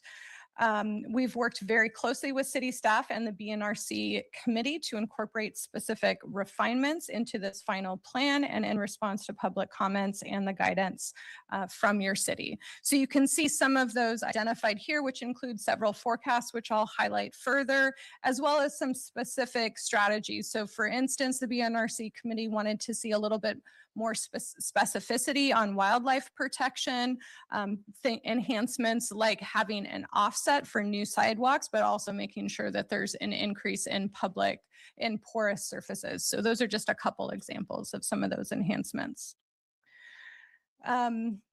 Okay, and then moving to some of the specificity that's embedded within this plan. Here you can see the emissions data. So I want to emphasize that this is both a climate action, so dealing with emission reduction plan, but it's also an adaptation and resilience plan. So it's dealing with both sides of this equation. So just on the emissions, you can see the 2020 greenhouse gas inventory listed here. And what we see is that transportation and energy are the two largest emission sources, which is very typical for many communities, but not typical for many communities is that Pacific Grove has already done a really excellent job of reducing greenhouse gas emissions from the energy sector with your participation and your leadership in 3CE Prime. And indeed, it was one of my great honors of my career to help establish that agency with the work that Kristen and I did with Monterey Bay Climate Action Compact. So what that means is that the energy reductions are already substantially addressed, and that also means that the percentage that's associated with transportation appears to be a higher percentage there. On the next slide, you can see some of the enhancements that are incorporated into the final plan. So there's a business as usual forecast and an adjusted business as usual forecast. So these were created during the planning process and reviewed with city staff, and they're now incorporated into the final plan. That business as usual essentially shows a flat line because the primary driver for a business as usual forecast is population growth. And Pacific Grove shows almost zero. It's like 0.33% population growth. So it's basically a flat line over time. The adjusted business as usual forecast takes into consideration already adopted policy at the state and federal level. So you can see things that are related primarily to transportation and energy policy at the state and federal level that show a slight decline over time. And I'll share an additional forecast a little later in the presentation. Here you see the framework that is utilized in the strategic roadmap, which comprises the primary components of the plan. So you can see each of the areas where strategies and actions and goals are listed. And collectively, they represent this intersection between what we call mitigation, which is about greenhouse gas reduction, and adaptation, which is about responding to those changes that are already happening in the climate. And finally, resilience, which is uplifting and strengthening the overall community as you're tackling both of those things. So the plan includes all kinds of strategies. There's actually a total of 172 actions in the plan. So I am not going to go through every single one of them tonight, because I think that's probably not desired. But I'm going to highlight just a small handful. So here you can see the top 10 biggest bang for your buck items here. And these were specifically selected for based on their potential for greenhouse gas emission reduction, their ability to contribute to adaptation and resilience community co-benefits, and most importantly, because they are in the direct purview and control of the city government. These actions are generally also identified as Tier 1 and Priority 1. They're areas where the city can really lead by example, generate long-term operational savings, support community resilience, and lay a foundation for additional actions that are also embedded within the plan. These actions are demonstratable, actionable, measurable, and impactful. On the next slide, you can see the new forecast that's incorporated into the final plan, and this represents the associated emissions with those top 10 items. And as you can see, represents a very dramatic decline in emissions over time that aligns very nicely with the state targets for going towards carbon neutrality. I'm going to walk through just a few examples in each of the sections to kind of give you, again, a sense of what's embedded within the plan rather than going through all of them. So starting with mitigation, for energy, the first one that we're showing here is related to the distributed energy resources within the city. And this was one of the single most highly recommended strategies that came from the community and from city engagement. So while the city already enjoys 100% renewable energy as a member that's enrolled in 3CE Prime, and thank you for your leadership on that, the installation of these DER systems like microgrids, solar, and battery storage support energy independence for the city. They support grid reliability in the face of increasing power outages that unfortunately are becoming a little more common. They reduce long-term energy operational costs, and that creates funding that then can be reinvested in other sustainability and climate actions. And it supports the ability to integrate cross-cutting strategies, like, for instance, EV charging. This was such a powerful strategy, in fact, that on the next slide, you can see some of the additional analysis that was incorporated into the plan and donated by our organization to the process. So we looked at 6 different facilities within the city and did a comprehensive solar siting analysis. So here you can see the water treatment facility. And very excitingly, so this represents a 21 megawatt hour annual production with a performance ratio of 87% and a payback period of just 3.7 years. So those are dollars that right now are being expended by the city that after 4 years could be invested into new strategies for the city. On the transportation and mobility side, here is an example of one of the strategies where the city has set a specific, what's called a vehicle miles traveled reduction. That's the VMT. So they've set targets for 2030 and for 2045 to accelerate the adoption of community electric vehicle utilization.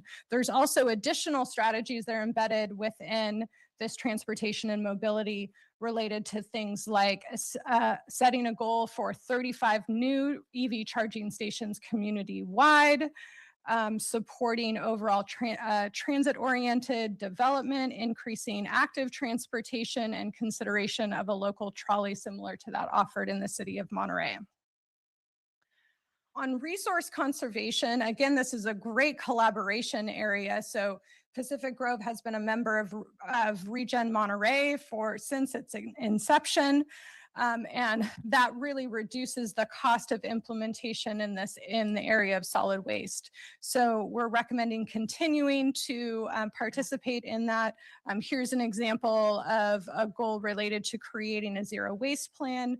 And also there's additional elements around continuing the SB 1383 implementation around food waste, diversion, and edible food recovery.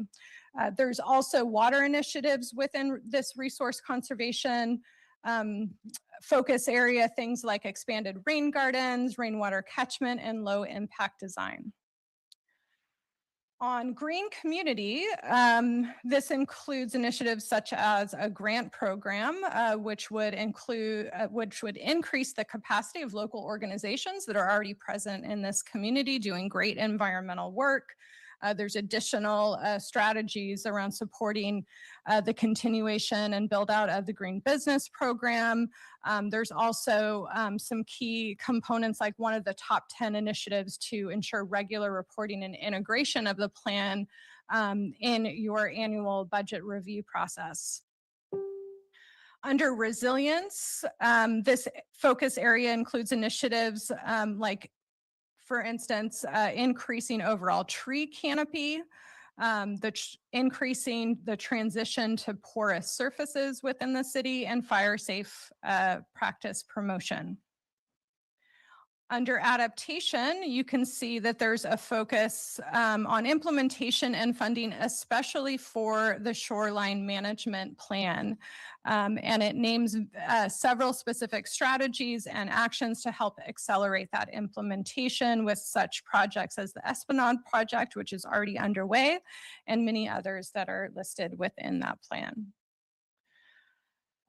Finally, the plan before you also includes a robust monitoring and reporting component. This is guided by an internal planning tool, which we call the Climate Action Tracker. What you see here on the screen is the prioritization matrix, which was used to rank each strategy for their emission reduction potential and other key co-benefits that generated an overall priority score that you see next to each strategy in the strategic roadmap. And then finally, one of the unique components of this plan is a very in-depth and detailed funding plan, giving the city specific funding resources by focus area. So for instance, a whole list for resource conservation. Here are all the grants that are available regularly that can support the city in accomplishing those goals. There's a chart that identifies different kinds of internal city funding sources. Here you can see on the screen a screenshot of the detailed 4-year annual funding by strategy, and also indicators for the amount of staff time that might be embedded in some of those actions. In closing, we are pleased to have contributed to this implementation-centered plan that provides the city with an actionable strategic roadmap to support mitigation, adaptation, and community resilience right here in our local community. We look forward to receiving public comment and your specific guidance here tonight. And again, really thank you for the honor of contributing to this local plan in our community. Thank you. Mr. First, did you have anything else? I think just thank you guys. Everyone, your input here is appreciated, and thank you to Brennan. Okay, thank you. We'll go out, before we go to the council, we'll go out to public comment.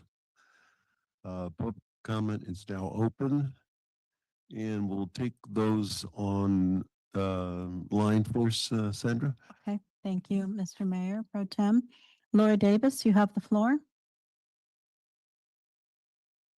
Thank you. Laura Davis, commenting on behalf of Landwatch. Landwatch made comments in early February calling out a deficient plan draft, one that fell far short of what a city should reasonably expect with a $95,000 price tag. In response, the draft was sent back for revision, presumably substantial. The new draft was released just days before this meeting. That means that every member of the City Council had limited time to review an almost 200-page technical document. That's not enough time to provide a thoughtful review or to make an informed decision. It's also not enough time for the public to provide meaningful feedback.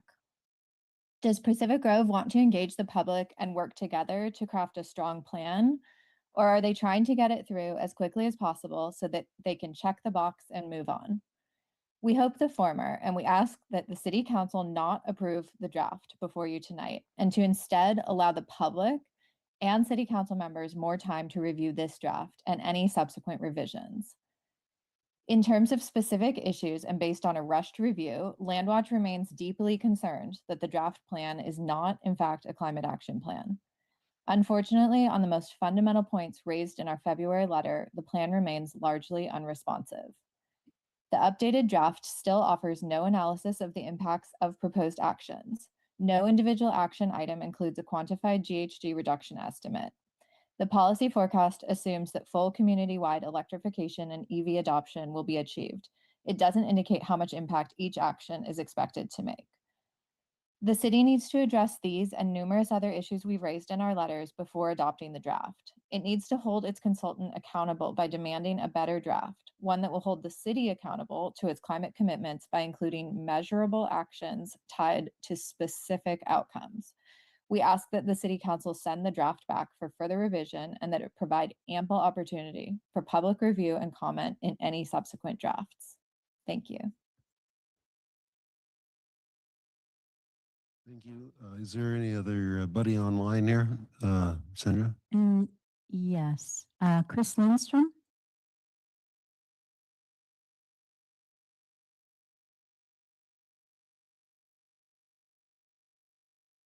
Chris Lindstrom.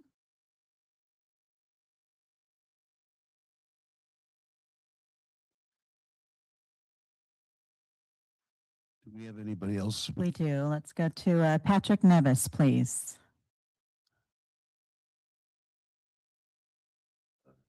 All right. Good evening.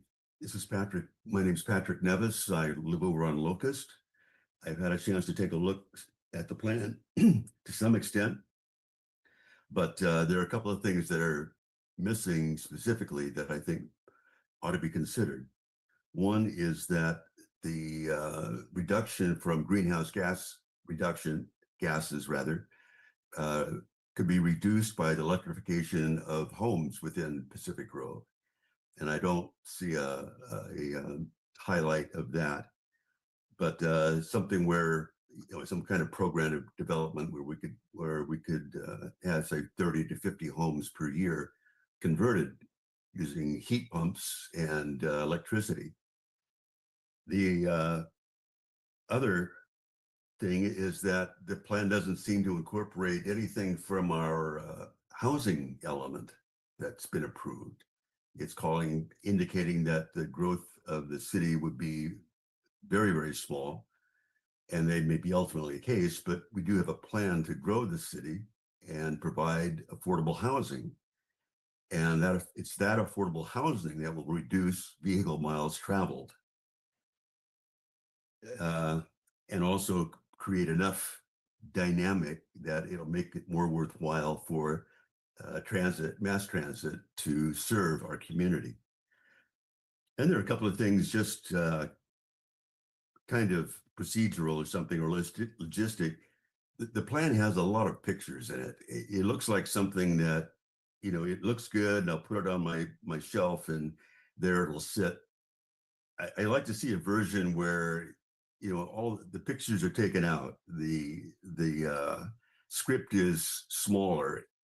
This thing could be cut down to 45 pages and be a more useful document and more inexpensively reproduced.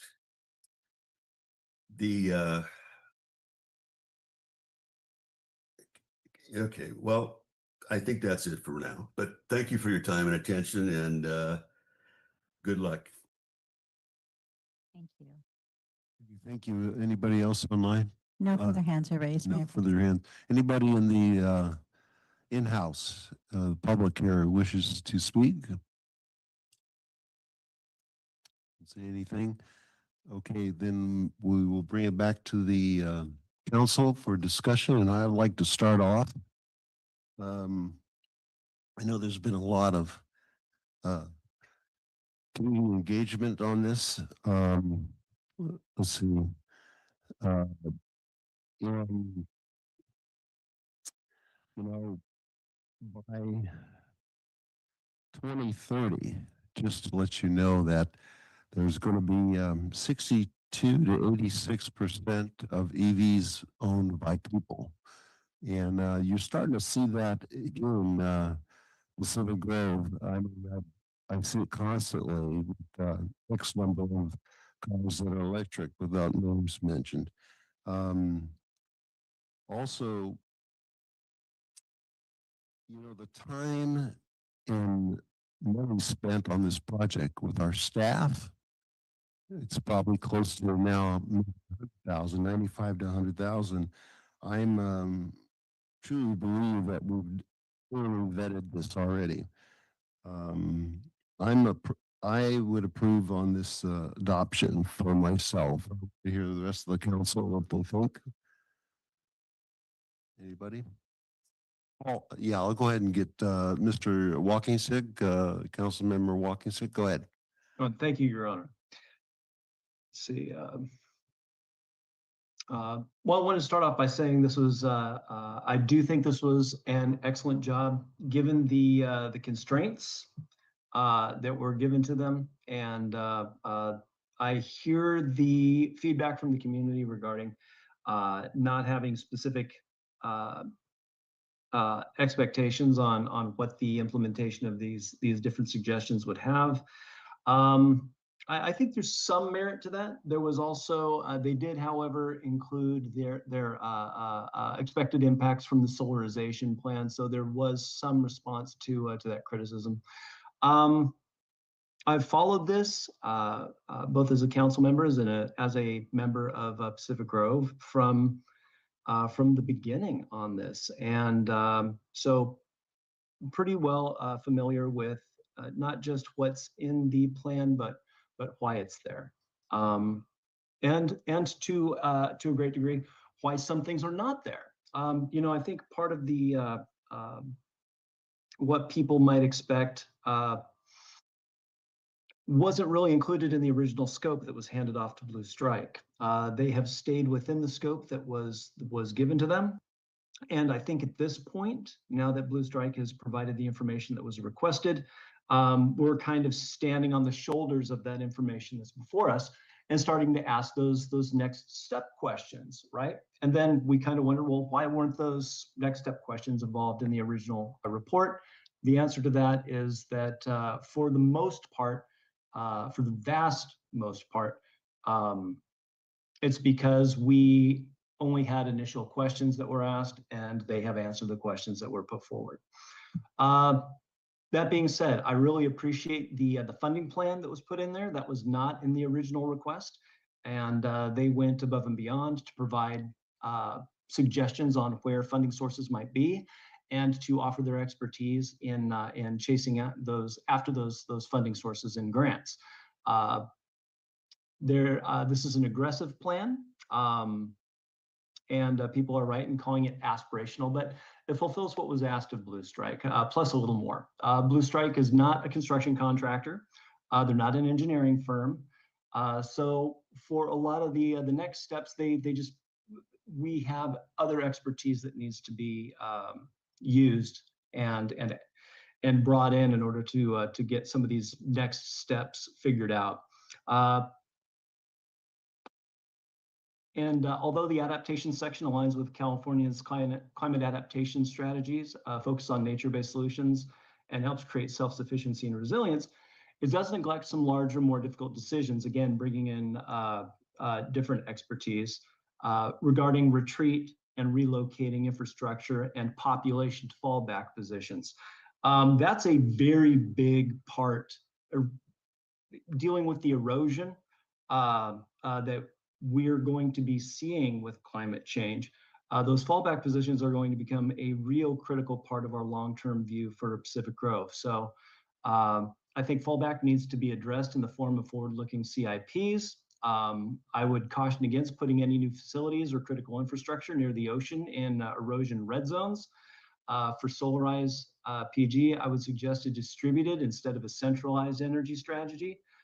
Strategically spread the needed real estate around town to make it more invisible, less impactful and more resilient. Part of our solar plan should be providing incentives to homeowners for solar home installation to help contribute to our self-sufficiency and resilience. There's, of course, a lot we can't mandate of the public, but anything we can do to encourage the public to kind of come along on that, I think should be a consideration of ours. Next steps. To take action on this prioritized list, I think the city should implement a plan that includes estimated level of effort, cost, and rough time frame for accomplishing those prioritized tasks. City Council would then need to approve the actions and make available some of the suggested internal funding mechanisms. And again, the internal funding mechanisms, I think, are a good list of different taxes or fees that might be able to help out with this whole process. And then get those actions on the calendar. Actually get get the rubber on the road. I think that pretty much covers everything. So thank you very much. Again, good job. Thank you to everybody. The things that are not there are things that I would expect to be answered in the next steps, but we should probably get moving on those next steps sooner rather than later. Thank you. Thank you, Councilmember Walking Stick. Yes, Councilmember Paul. Yeah, and I appreciate Mr. First pointing out that when we started this process, it was very much meant to be proactive. There was no mandate we had to do this. We recognized as a coastal community, in addition to the action, adaptation was going to be very important for us. We are surrounded on many sides of our city by the coastline. And so these issues are very real for us. So we definitely had a focus on the actual adaptation for that reason, because we knew that that is where we really needed help. And part of the goal was to have them identify where we could tie in existing plans.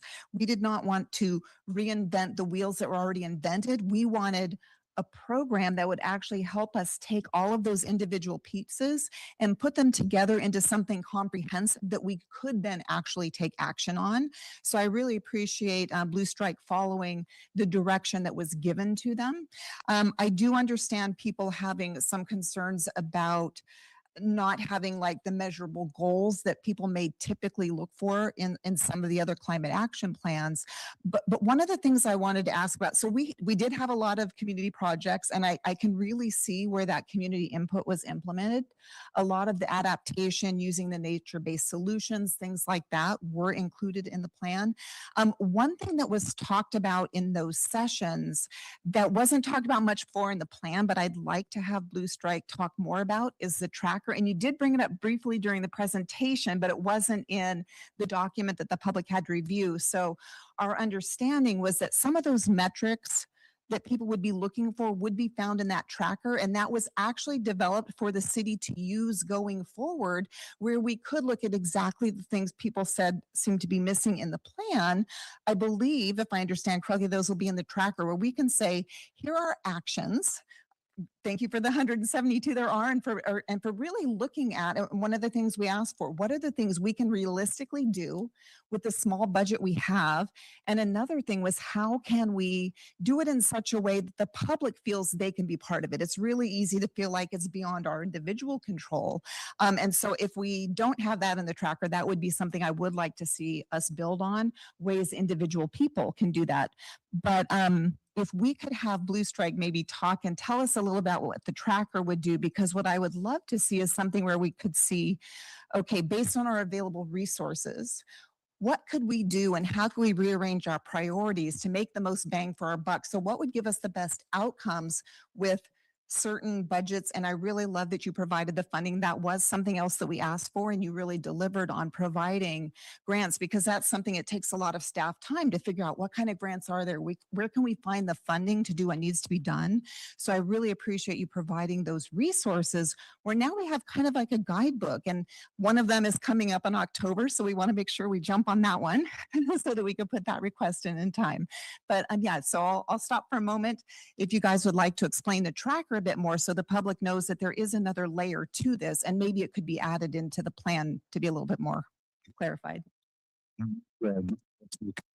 To respond first, and then the comment, and then we'll get back to that. Go ahead. If they want to take a list of questions, I do have a question that you can answer while you're answering. The other one is there any other city on the peninsula that's adopted a climate plan? Okay. Okay. Mr. Councilmember Baduri? Yeah, I actually want to hear about the tracker first before I phrase my argument, because I think there are some elements missing here. Maybe I'm off in how I'm reading this. So perhaps the tracker could help it. Okay. So, Why don't we go? Okay. Why don't we go with the questions of the tracker? Lori McDonald for the question. And indeed, so one of the things that we deliver always with all of our climate action plans and our sustainability plans is what we call the tracker. And this is an Excel-based tool that is tracking all of the goals, strategies, and actions by focus area, and then includes also the build out that is embedded, for instance, with that funding plan. So it would include key metrics. So how are you measuring this specific strategy? What is the metric that is associated with it? What's your baseline? What is the cost of implementation and assumptions around that cost? In this case, you have a much more comprehensive funding plan, so that all is embedded within the tracker. It also includes things like who are the key departments that are responsible for implementation. So you have sort of your lead folks and supporting entities. You have things like your starting and end dates. What is the status? Has it already started? Is it in process? Is it planned? So those things can be toggled through over time, so you can actually update it as well. So that really becomes your behind the scenes like work plan for your staff to guide all of your implementation. So it's information that's embedded in your plan, but it also has some additional detail, and it's in a format that's a little more user-friendly on a staff level when you're doing your implementation from a tracking and implementation standpoint. Yeah, thanks for that description, because I felt like as I was reading it that the tracker would cover some of the things that the public was asking for that wasn't shown in the plan. So what might be helpful is to add a section in the plan that a little bit more clearly details the tracker and what it provides, because that way, in case of, staff can change over time, council obviously changes over time. So having that kind of documented somewhere where we know what that is and what's available, I think would be helpful. And on a related note, I know we talked about this in some of the events too, where we were giving feedback. And one of the things I still think would be really helpful, and you did mention that the tracker is more staff facing. What would be really helpful is to have an online resource that we could provide to the community that lets them know, here are the things individuals can do that really make a dent in climate action, because I think that's the best way to get things engaged. And as Joyce presented in our earlier meeting, our special work session, our community engagement is really going up. So I think this is a real opportunity for us to utilize our new community engagement platforms to get people really involved. And if you get it involved with children in the schools, it almost becomes a competition for kids to say, how can we help, improve the climate? And I think you can really build and roll on it from there. So I'll leave it at that for now. I might have some other things based on what other council members said, but those were the things I really appreciate the work, the listening to the community input, because we can see where that was implemented, where we've been through the process. And thanks very much. You're well, and if I could just make one comment on that. So I wanted to highlight that there's actually several actions within the embedded plan that talk about that type of community facing engagement.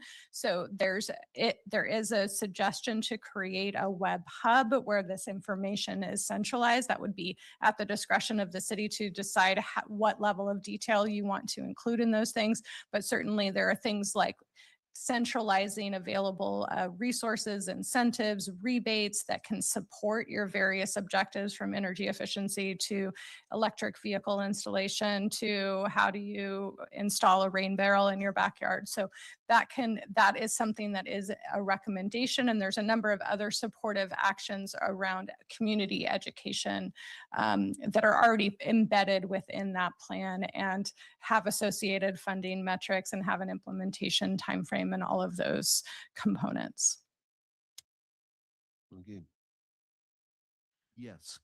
Yes, and your question about other peninsula cities. So for instance, so your nearest neighbor, Carmel, does have a climate action and adaptation plan. Seaside recently went through the process for a climate action plan. Monterey County is going through a process. Yes, several others. Okay. Yes. Member. Yes. Thank you for the additional information. And as we go forward, I think it behooves us to have metrics on pretty much everything we do. That's not really it's not a separate thing. It's the way we should be doing business. I have a very simple question is, what does it mean if we say adopt? When we adopt this plan, what does that mean? Do we promise to implement everything? Do we say, thank you, now we go forward? What does adopt mean so we know what we're voting on? Who would be best to answer that? Mr. First. Councilmember Garfield through Mayor Pro Tem.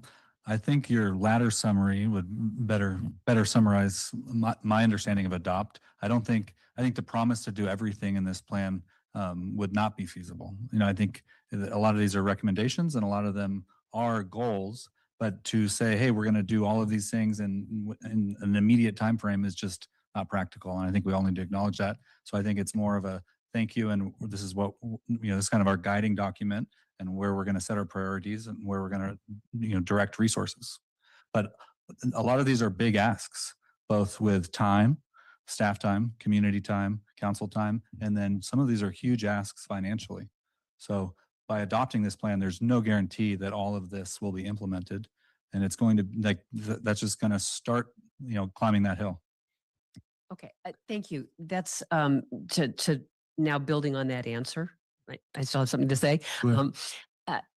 So given that adopt means we hear you, we have this information, this is a good reference for us for going forward and can be a guiding document for things that we might choose to do.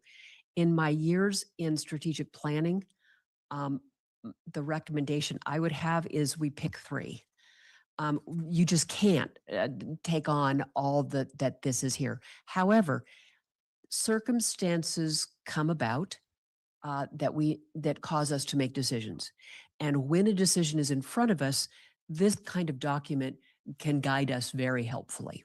It can give us what are our options, what are our alliances, who can we reach out to, and I think that it has tremendous value in that way. But when I was reading this, I was trying to figure out what can we do right now with what we have right now, and so much of this is about transportation. And if you simplify it, it's how do we get people out of their cars? Just period. And we can do something about that this month. We can have traffic and safety and the rec department work on e-bike regulations that make it a safe endeavor for everybody. So we have more bikes on the road, but they're behaving well, not like now.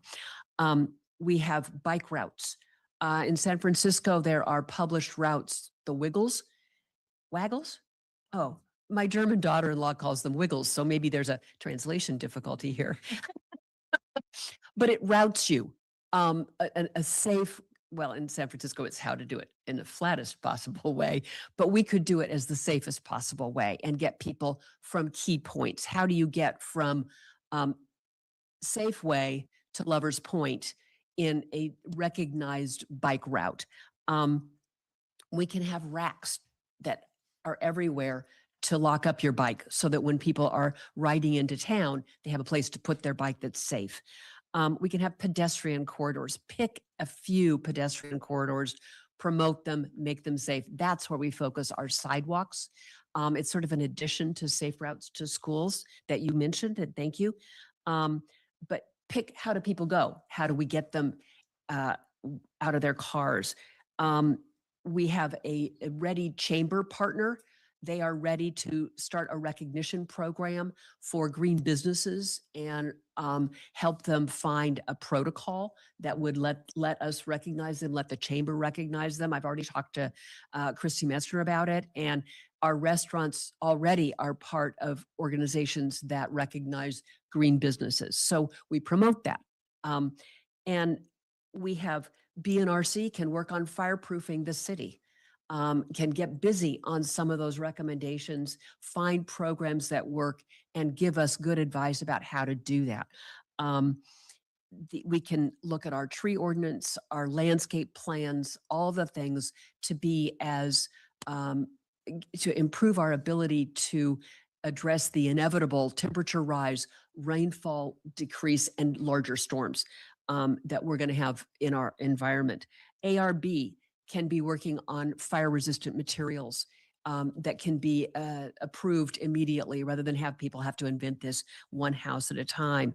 And planning can be working on building permitting for solar that makes it slick and easy, and that you don't have to pay $670 to get the permit to put a charger in your garage like I did. So it's a way to make it easy. And that's stuff we could work on right this minute. So I appreciate what this gives us. I think it should be required reading for everybody because it opens your eyes. And I truly appreciate the work you put in on it. But I do strongly suggest that we need to pick a few and get to work on it. And you've spoken about the importance of understanding what our biggest issue facing us in this city is not fireproof materials, it's what's happening in our shoreline. And we need to understand what our goals are in that regard and have a robust conversation in our community about what it means to be looking at this shoreline, not just next year, but in a decade and in decades to come. So I say thank you. I think we have some work to do going forward to pick our three, and then we can get to work on them in a way that we're well informed. So thank you.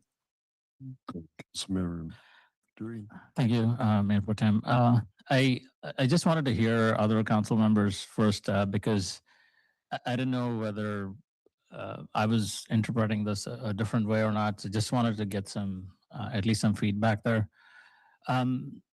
So when I look at like plans and adaptation plans. And please correct me if I'm wrong, because I know what I know. I don't know what I don't know.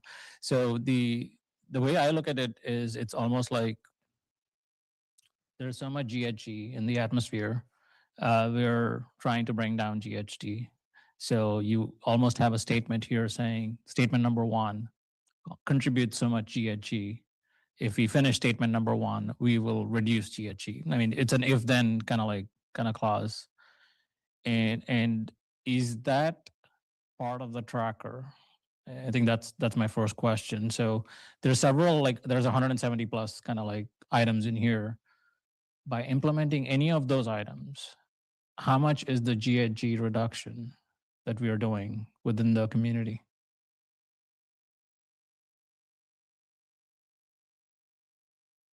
So what we did from a quantification standpoint for each of the measures is we created that top 10 priority list, and then that has been quantified and represented in the forecast that's added into the final plan. Under the approved scope that we were given, the scope and budget that we were given, we were not asked to individually quantify each individual action. Okay. All right. So that is helpful. And I think that's helpful for not only me, but for a lot of other folks too, is there's so much of a scope that you work with, and that scope has resulted in this. So, so with that, I think the tracker kind of becomes like a pivotal point for us to effectively measure what is going on. But I do believe, I mean, Councilmember McDonald made a great statement. This is just, it's a document, and it's not just us as a council. There's going to be several people. This is going on till 2050. So it'll be helpful to have those GHG kind of whatever you have tracked, that is at least to be part of the document. So we know what is going on. And then I randomly wrote down quite a few notes. So again, please apologize in advance if this is too much. But I do think that we're in when I look at Pacific Grove, right, we're surrounded by the ocean. I mean, ocean is there. It's springtime, but feels like summer. So there's heat kind of adding to the mix. So there's wildfire. Then we're looking at the fact that water exactly is a very tricky subject here to begin with. So there's drought on top of it. There is the fact that there may be fire, there may be smoke, and lead to air quality. So what I'm getting at is there are risks with all of these. And when I holistically look at this document, I didn't exactly capture that essence. And so I didn't know whether that's a section that I need to look into, or is it part of the shoreline management plan, some of the other plans that will address some of these. So for example, if tourists stop coming because for whatever, all of these reasons, what is the economic risk? So should that be contained in another plan, or is that like a CAAP thing? I don't know, so I'm asking a question. So if I feel like what you're asking is sort of an economic calculation around what is the opportunity cost of inaction. That so if the city did nothing, what would that cost the city to implement? So that is an analysis that we're able to do and have done for other communities. It wasn't part of the scope and work for this project, but what I can say in a general sense is the cost of inaction now is always going to be more expensive than it will be later. And so, for instance, looking at your shoreline management plan, there's a lot of great strategies that are in there. What was missing is an implementation plan and specific funding allocation on an annual basis. So that then became a specific strategy under this plan, is to prioritize that on an annual basis. You're not going to do every single one every year or all at once, but you could pick one to start with this year and use that. For instance, the Esplanade project that's just underway, that can be a nice pilot project that then can be implemented on additional reaches over time, so that you're eking away at it and minimizing that future cost, which will be certainly greater.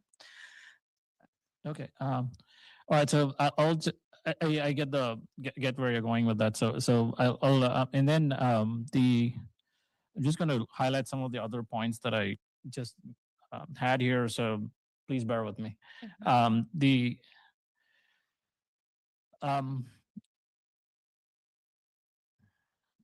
me see where I can start. So I think so there's two I would say factors for Pacific Grove going forward to the future. One is the RENA numbers. So we have to meet a RENA specific quota by the year 2031 because we're in the sixth cycle housing element. And that does mean 1,000 plus homes. So that's roughly 1,500 people at least, or somewhere in that region. So it's not exactly 0.5, whatever that was. I think it's a little bit more than that. So we need to account for that in this plan somehow, I think. The other factor there is that automatically contributes to transportation issues with respect to safety, et cetera. And so I didn't get that from in this plan. In addition, as you may know, it looks like you based it off of the 2020 vulnerability assessment, and we just have a new hotel here. We're projecting to have another hotel in place in the coming few years. How is that impacting this plan? Because this plan is effectively an instrument for us to use till 2050, right? So how is that factored in? I didn't get it from this plan. So and maybe that's something that you can tweak towards that. In addition, I sit on the TAMC board, and so some of the things that I hear from them are Vision Zero plans. And Pacific Grove does not have a Vision Zero plan, and the lack of a Vision Zero plan is effectively prohibiting us from receiving state grants. And so how can we use this plan to say that Pacific Grove needs to do something else, which allows us to get more grants? So I again, like, it may be there. I may not have read it, but I think Vision Zero plan and at least in my view, Vision Zero plan and CAP kind of go hand in hand, because one is talking about safety, which is critical when we're talking about folks coming out of their car, et cetera, and we don't have the infrastructure for walking, then how are you going to take care of all of these guys? So anyway, these two somewhat are in alignment, I think. So anyway, I'm thinking that if you're tweaking this, perhaps adding some verbiage around that will help. And then I would say the other thing that I, just broadly speaking on RENA numbers, as far as I know, when we got the RENA numbers, I was as surprised as everybody that Pacific Grove had an allocation of 1,000 plus kind of like units. We're talking about sea level rise. We're talking about the fact that perhaps there should be no development around the coast because of sea level rise. How can we make a case for the next housing element cycle, which begins in 2032, to say, look, we can't even develop there? Why are you allocating more units for Pacific Grove to develop? So I don't want it to be 2,000 plus next time around. And I'm sure AMBAG or whoever it is having those conversations on the 2032 cycle already. Can this be used to communicate something to the effect of, look, we can only do so much development? Again, I don't know if all of this needs to be contained in this. I'm just putting thoughts out loud because I don't know which plan needs to contain it. And if that plan needs to be mentioned or created, I think this is a good opportunity for us to consider it. And then finally, I had just, when I look at this plan, the first thing I was expecting was, and this again may not be in your scope, I'm so sorry, but what I was expecting is how much is the community contributing to GHG? How much is the city, like meaning municipally, we like the city staff, the city vehicles, how much are they contributing? So if you have an X amount of like percentage from the city versus versus the community, I think that helps us provide information to the community to say, look, these are the things that you can do as an individual that allows you to decrease GHG versus us doing X amount. Anyway, I think a long-winded story to say perhaps there can be some tweaking that can be done to accommodate some of these items. But more broadly, though, I think I'm glad that we're at this stage rather than a year ago where we had nothing. And I think we should just build upon this to see what we can do next. So thank you. Yeah, I'm going to go one more comment and then and then I've got a couple of comments and ready to make a motion, but go ahead. Thank you. The reason I asked about the other cities is I still maintain that we are a small community amongst other small communities, and what we do affects everything else and vice versa. And as an example, I think people will use public transportation if it's convenient. But right now, TAMC is cutting routes in Pacific Grove or has cut routes in Pacific Grove. That doesn't support our housing element.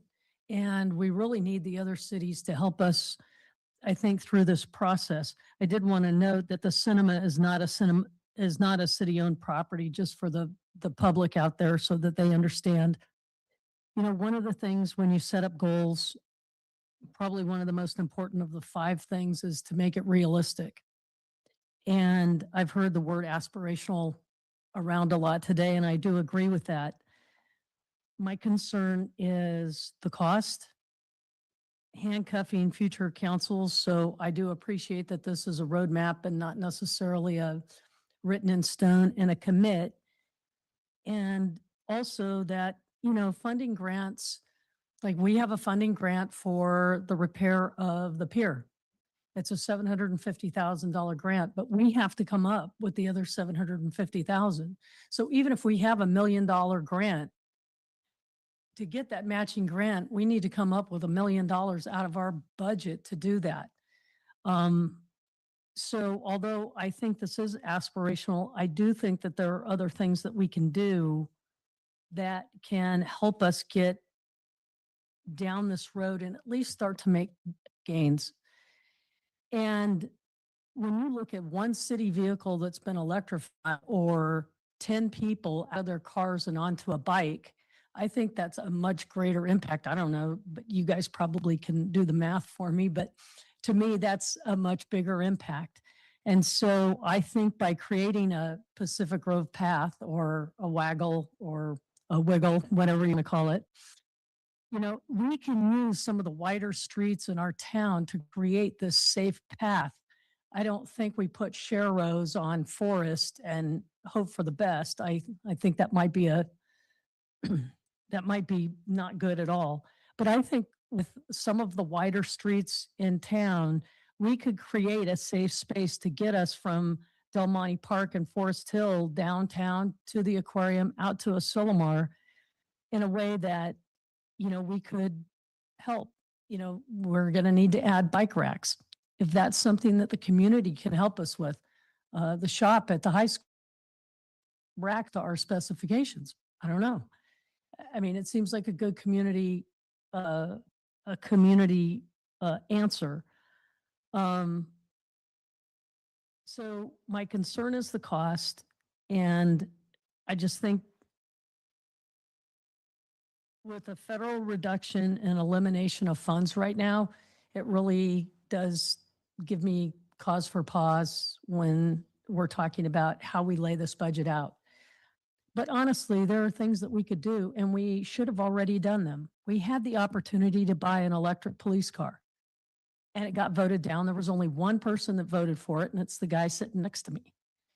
We had the opportunity to wait 6 months or 9 months and get a fire truck that was all electric.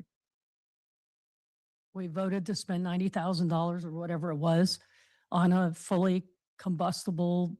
So we know what we need to do. We just need to have the will to do it.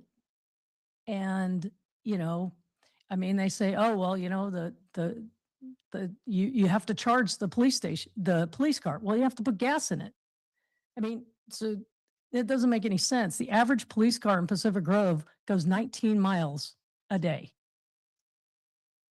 That means on a 300-mile car, you're only charging every 15 days. So some of those objections were a little soft. And so I think in addition to this, we also need to have the will to, whether it's, spend an extra $5,000 to get an electric vehicle, add more charging stations, whatever it is, we know that that's what we need to do. So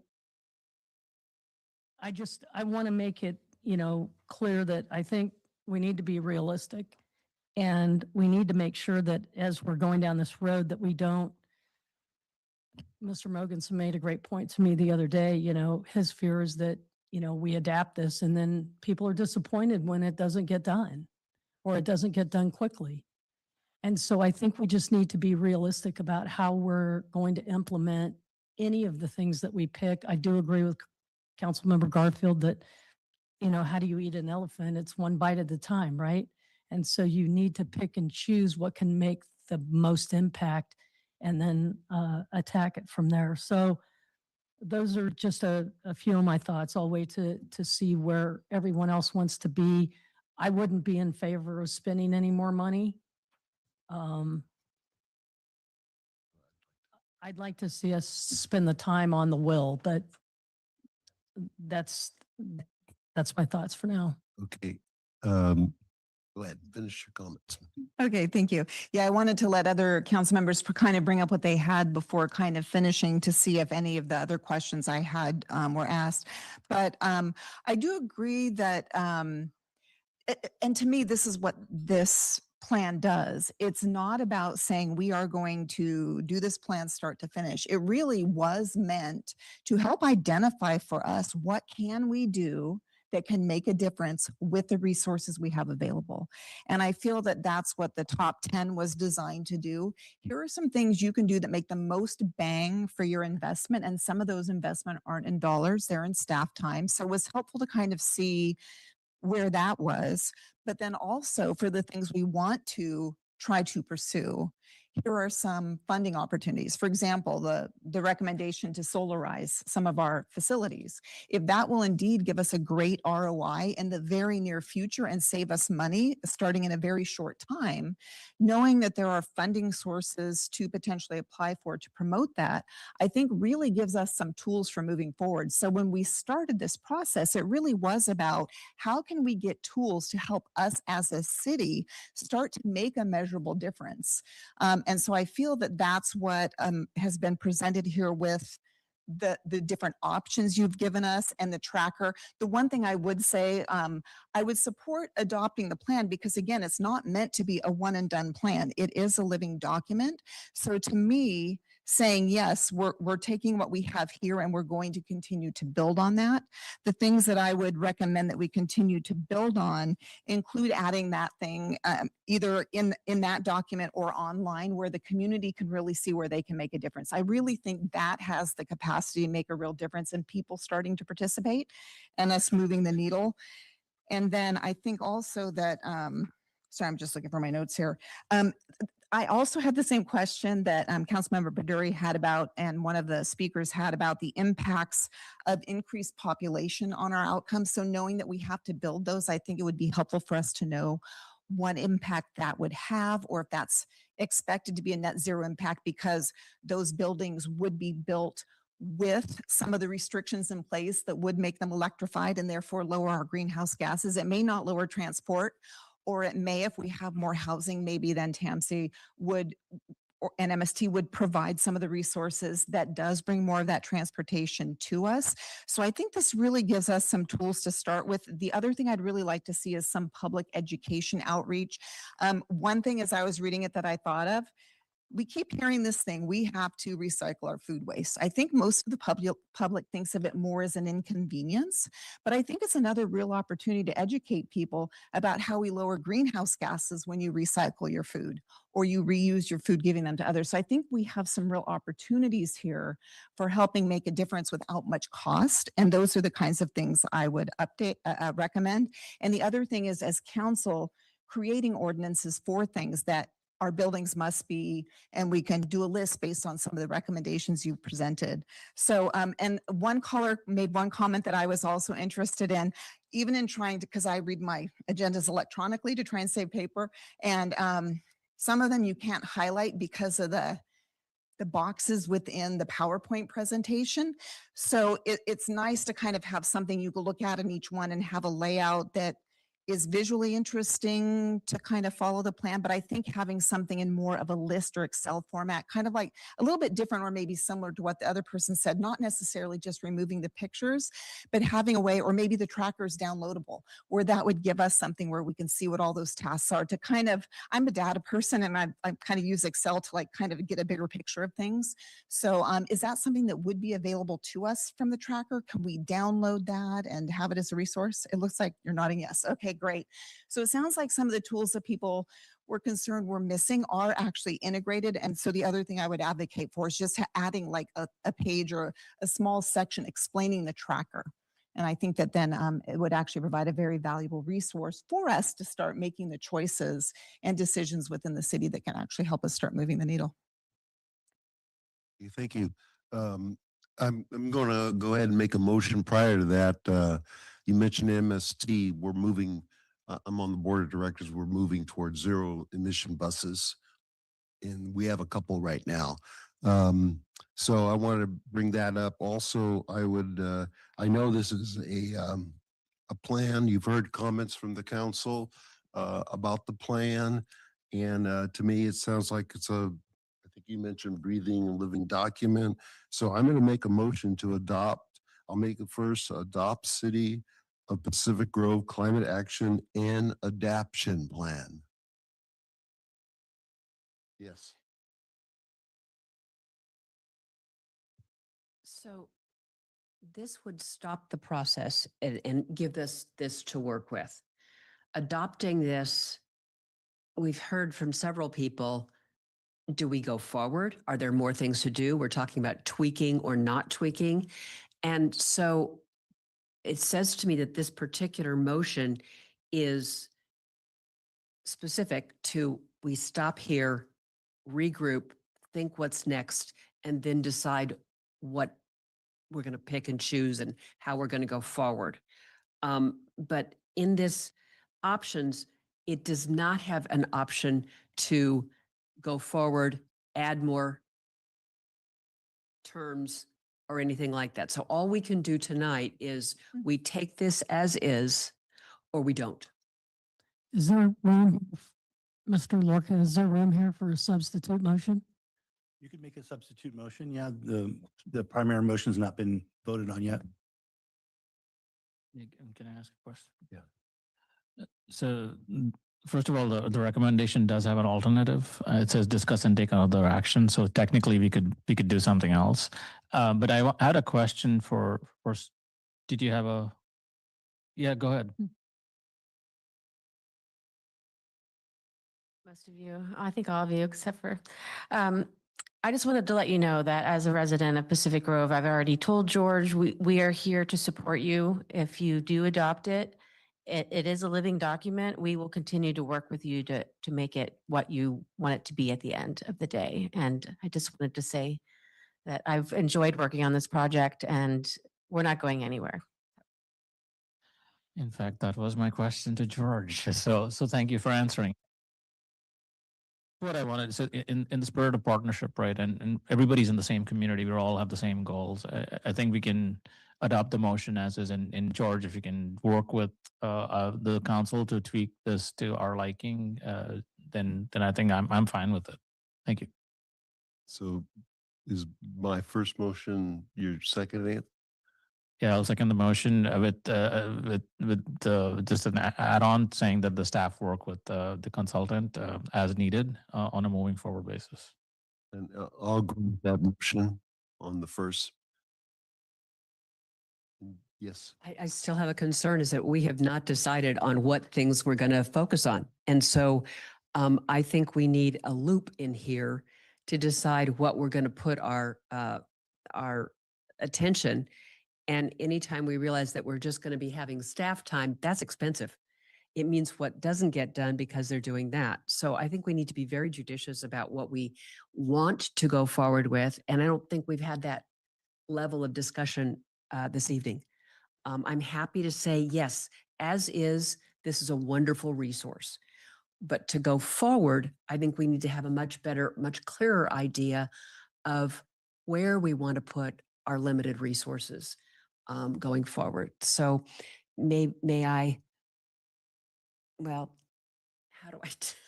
Is that a substitute motion? I was going to mention that this has been, let me ask Mr. First, hasn't this been going on for 3 or 4 years now?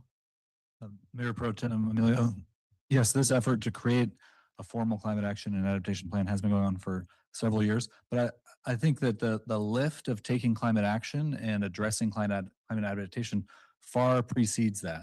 So it's not like the city wasn't making movement in that direction before this effort.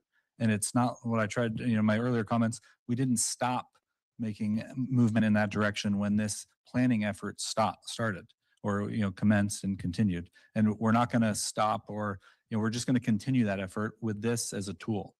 So I think choosing where we move forward is going to fall under the normal procedures of staff discretion and council prerogative. So I think council can expect capital improvement projects being proposed that are in line with this. And, it'll be up to the council to allocate that, the necessary funding and resources to that. And same thing where we might see recommendations coming from various boards and commissions in line with this plan. And it's still going to be up to councils, the council's prerogative to move forward or not, or to provide the resources necessary or not. Thank you. That makes me very much more comfortable. I appreciate that. Okay, you have a comment? Go ahead.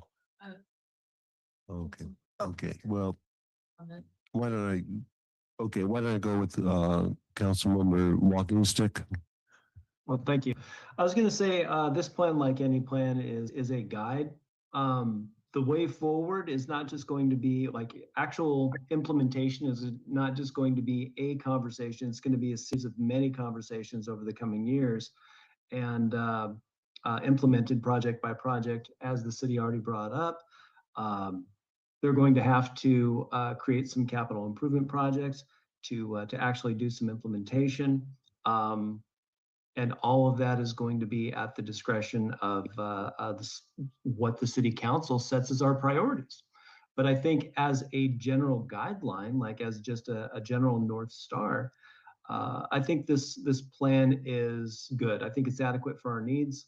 I do not think it's exhaustive of every good idea we're going to have for climate adaptation or action.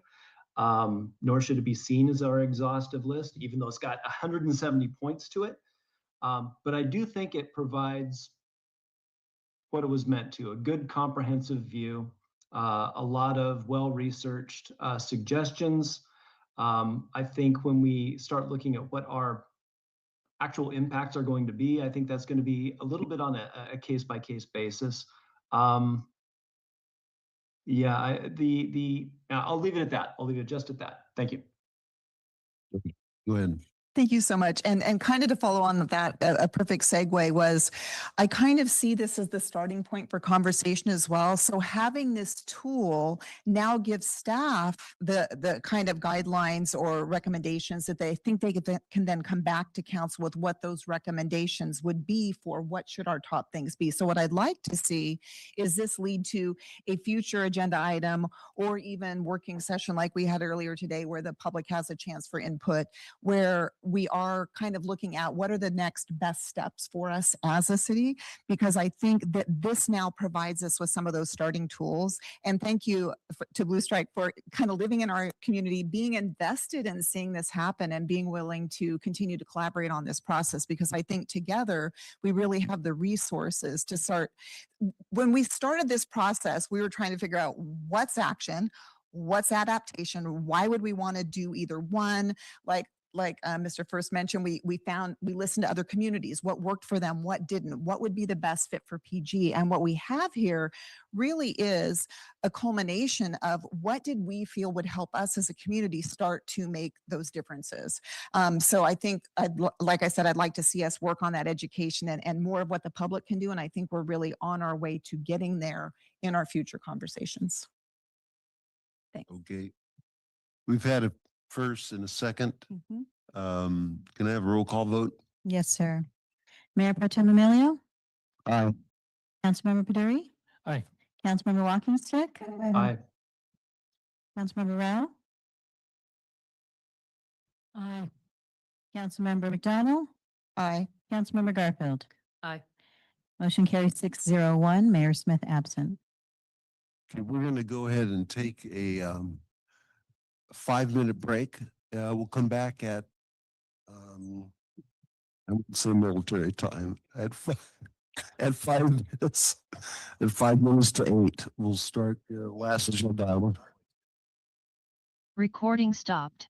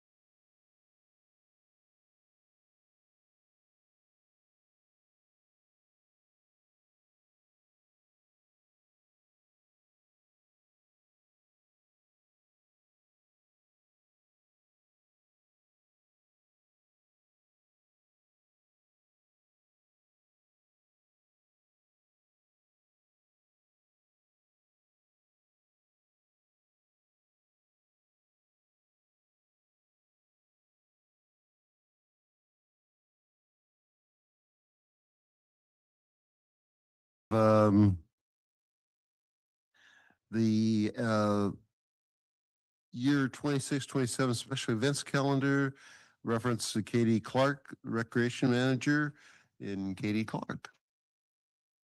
Or Dan Go, or both.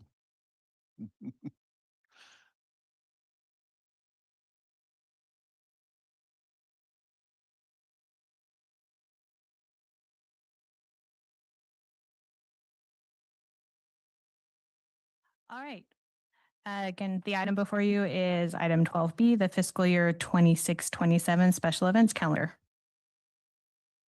I'll start with a quick overview of the City Council Policy 900-1, special events. This policy outlines the process for the application submission, event classification, billing, and approval by City Council. Special events calendar runs on a fiscal year cycle. The applications are due by November 30th. They are then reviewed by city staff and then presented to the Recreation Board in January and then to City Council for final approval in February. There is one additional step that is not outlined in this policy, and that is the coastal development permit. On March 14th, 2024, Planning Commission approved a 3-year coastal development permit. That permit covers the events that were on the fiscal year 24-25 calendar. In February 2025, an amendment was approved to include the events on the fiscal year 25-26. And then in March 2026, a new amendment was approved to include the new events for fiscal year 26-27. Following this policy, again, the events are also classified as special events or city-sponsored events. The special events require exclusive use of city property and support from police, fire, or public works. Events are billed at full cost recovery rates for city staff support and for facility and equipment use. City-sponsored events include traditional events that are primarily hosted by Chamber of Commerce, the school district, or the city. All costs associated with these events including city staff and equipment and facility use are waived. The proposed fiscal year 26-27 special events calendar has 29 events. 22 of them are being recommended for city sponsored and 7 are being recommended at full cost recovery. The proposed calendar and the estimated costs have been included in your agenda attachments. On the bottom half of this slide, you'll see the 7 events that are being recommended as full cost recovery. The 3 that are in bold are new events.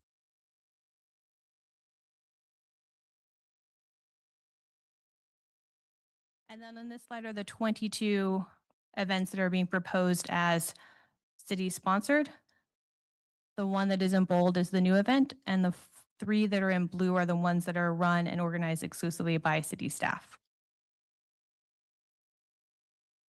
There are 4 new applications this year. The first one is the Walk for Epilepsy 2026. This will be hosted by the organization Young Adults with Epilepsy. It would take place on Saturday, September 19th from 10 a.m. to 12 p.m. It would take place at Lovers Point Park and on the recreation trail from the Lovers Point area to Berwick Park.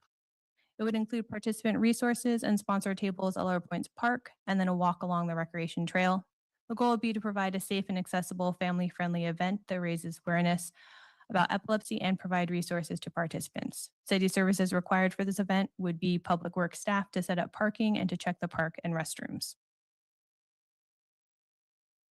The second event would be the Pacific Grove Home and Garden Show. This would be hosted by Pacific Grove Chamber of Commerce. It would take place on Saturday, October 10th from 10 to 4 at Caledonia Park. It would include exhibitors for furniture and decor, window treatments, landscaping and outdoor design, flooring and renovation materials, architect and home designers, contractors and special trades. Admission would be free. The city services required would be public works staff to set up parking and to check on the park and restrooms. The third application is the Austin Bantam Society 58th Car Show. This would be hosted by the Austin Bantam Society. It would take place on Saturday, October 10th from 10 a.m. to 3 p.m. at Jewel Park. It would showcase 1930 to 1940s American Austin and Bantam cars and English Austin cars. City services required would be public works staff to monitor the loading in and out of the cars and to check for the park restrooms and trash. It is noted that this is a late application. It did meet the requirements per City Council Policy 900-1 for late admissions. It was submitted more than 150 days prior to the event. It does not conflict with the other events on the proposed calendar, and it will be billed as a full cost recovery event. If approved, this event would then go to Planning Commission to obtain the required amendment for the coastal development permit. And then the fourth event would be the Monterey Bay Walk and Roll Cure to Cure ALS. This would be hosted by the ALS Network. It would also be on Saturday, October 10th from 10 a.m. to 2 p.m. This would be at Lovers Point Park and the Recreation Trail on the portion from Lovers Point to the Monterey Bay Aquarium. It would include a resource fair, entertainment, music, and food at Lovers Point Park, and then a walk along the Recreation Trail. The goal for this one is to provide a safe and accessible, family-friendly event for the ALS community. All funds raised would support the mission of the ALS network, and the city services required would be public works staff to set up parking and then to check on the park and the restrooms. Okay, included in your packet tonight is the fiscal year 26-27 special events calendar, as well as the cost estimate chart. This slide provides a summary of those cost estimate figures.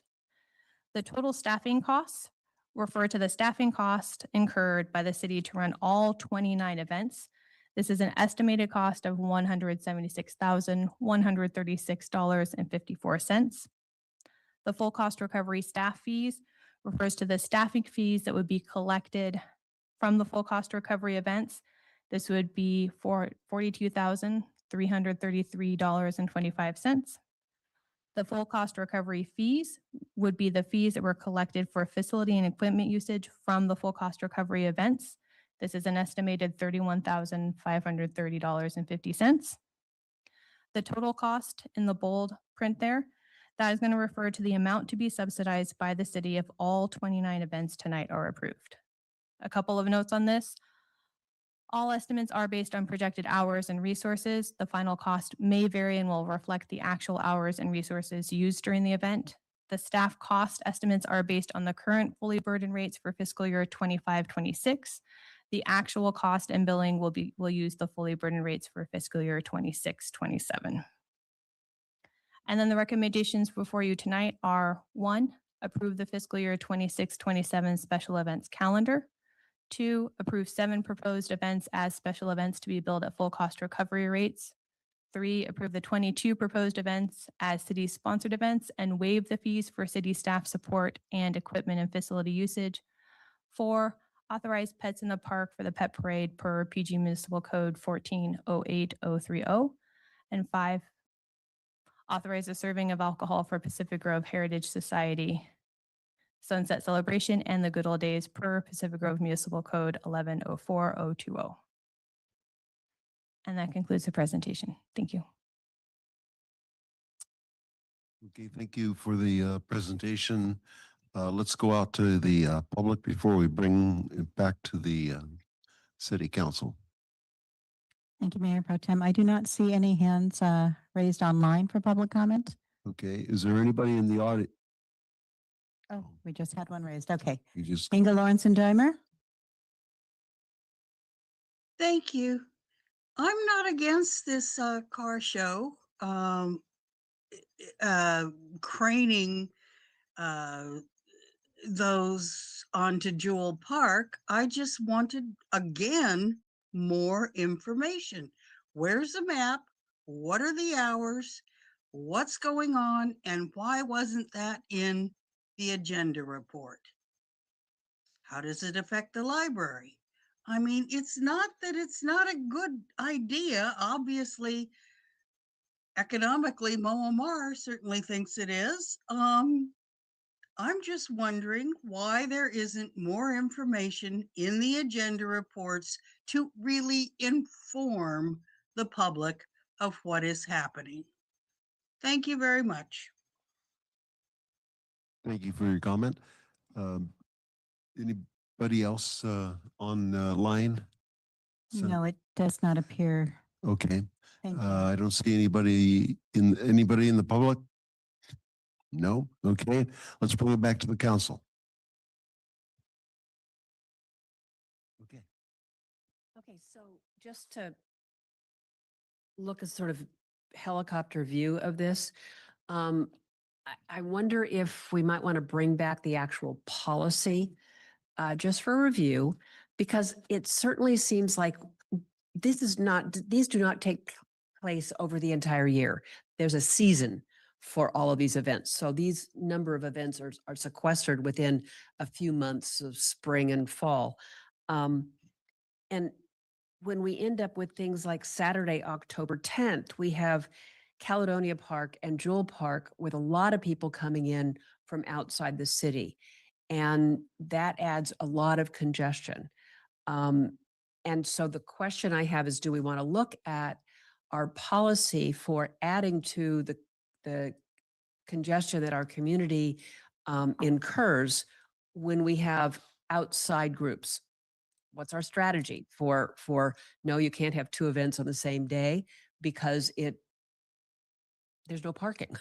And it adds a lot of frustration. I think these are fine. I think, we go ahead with this, but I think that it would behoove us to take a look at who we want to share our coastline with when it inconveniences the other people that are going to be using our coastline. I think you followed the policy that you have, and that's great. Appreciate the information. I think there's a lot of information here, but I'd like to suggest that we take a look at this going forward.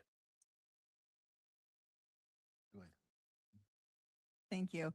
I had kind of a similar thing. I know in years past, I think we received the actual applications that had a little bit more detail. So some of them are the same ones we have every year. So those were pretty easy. We're familiar with them. The one thing I wasn't sure of was the Pacific Grove Home and Garden Show. And the reason I'm asking is because I wasn't sure from the policy if city-sponsored events are meant to in some way like serve our community or our businesses. So do you know if that one benefits local businesses? Is the idea to serve our local community so they have access to resources and discounts? Or we didn't have enough information to really kind of understand what that one was. Councilmember McDonald, my understanding was that it was to showcase some of those local vendors and businesses. Oh, great. And then it's specifically outlined in the policy that Chamber is included in the special events that are city sponsored. So that's why we classified it in that place. Okay.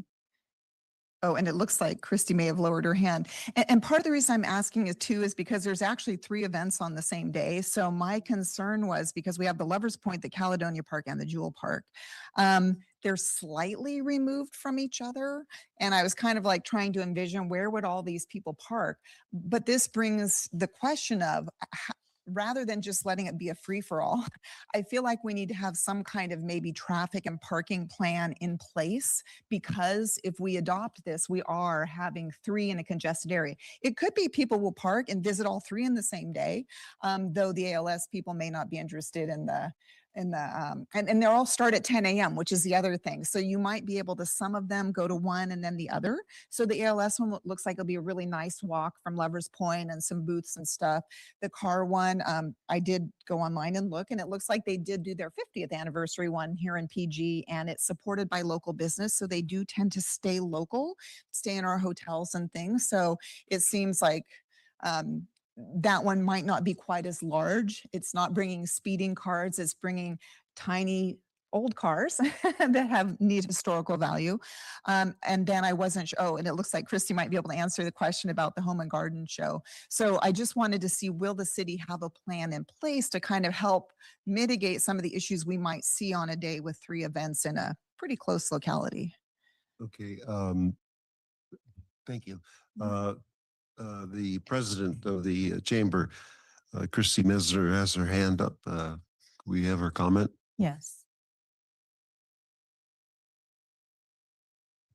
Hi, Christy, you have the floor.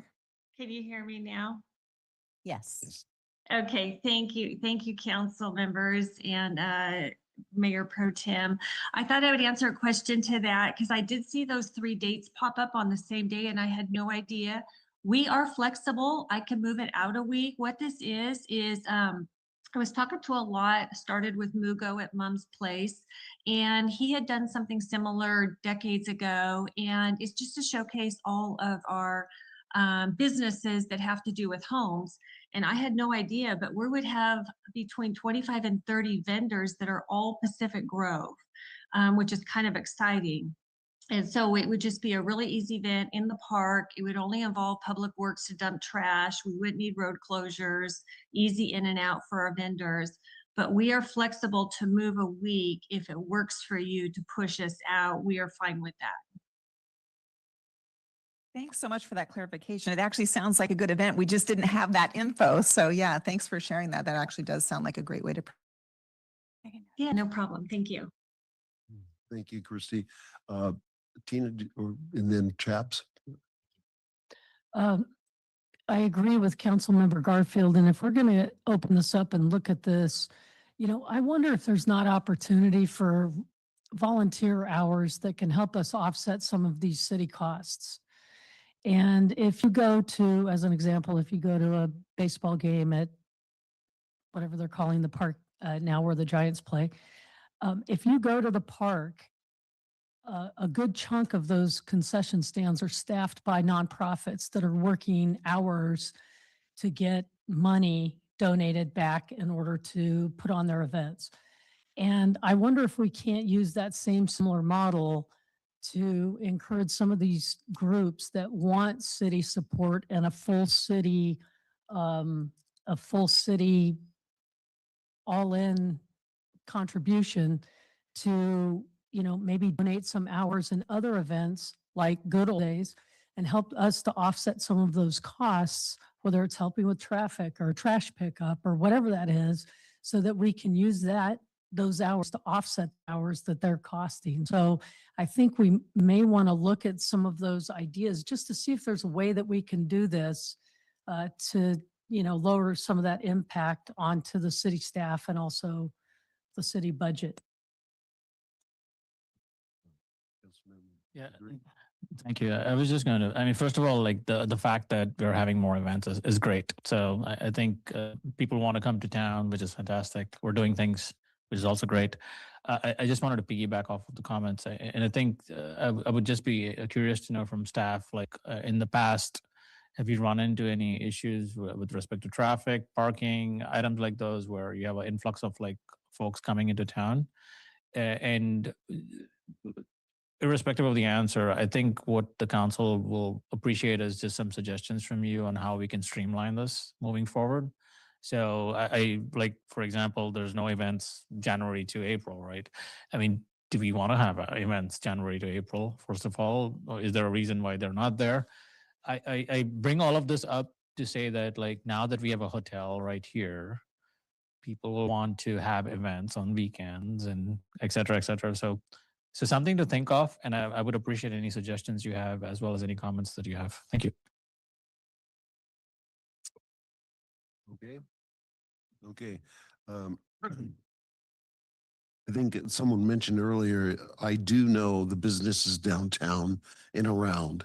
I know them very well, and they are swamped during any of these holidays. And it's great to see that businesses are so busy at that time, including restaurants especially. So let's see. I'm going to go ahead and make the motion to approve. Let's see. Mr. Lorca, should I go ahead and approve 1 through 5? It's up to you as the maker of the motion. You could make a motion to adopt recommendations 1 through 5 in one motion. Okay. Or if you wanted to take them in turn, that's at your discretion. No, I'll go ahead and adopt 1 through 5 on a motion.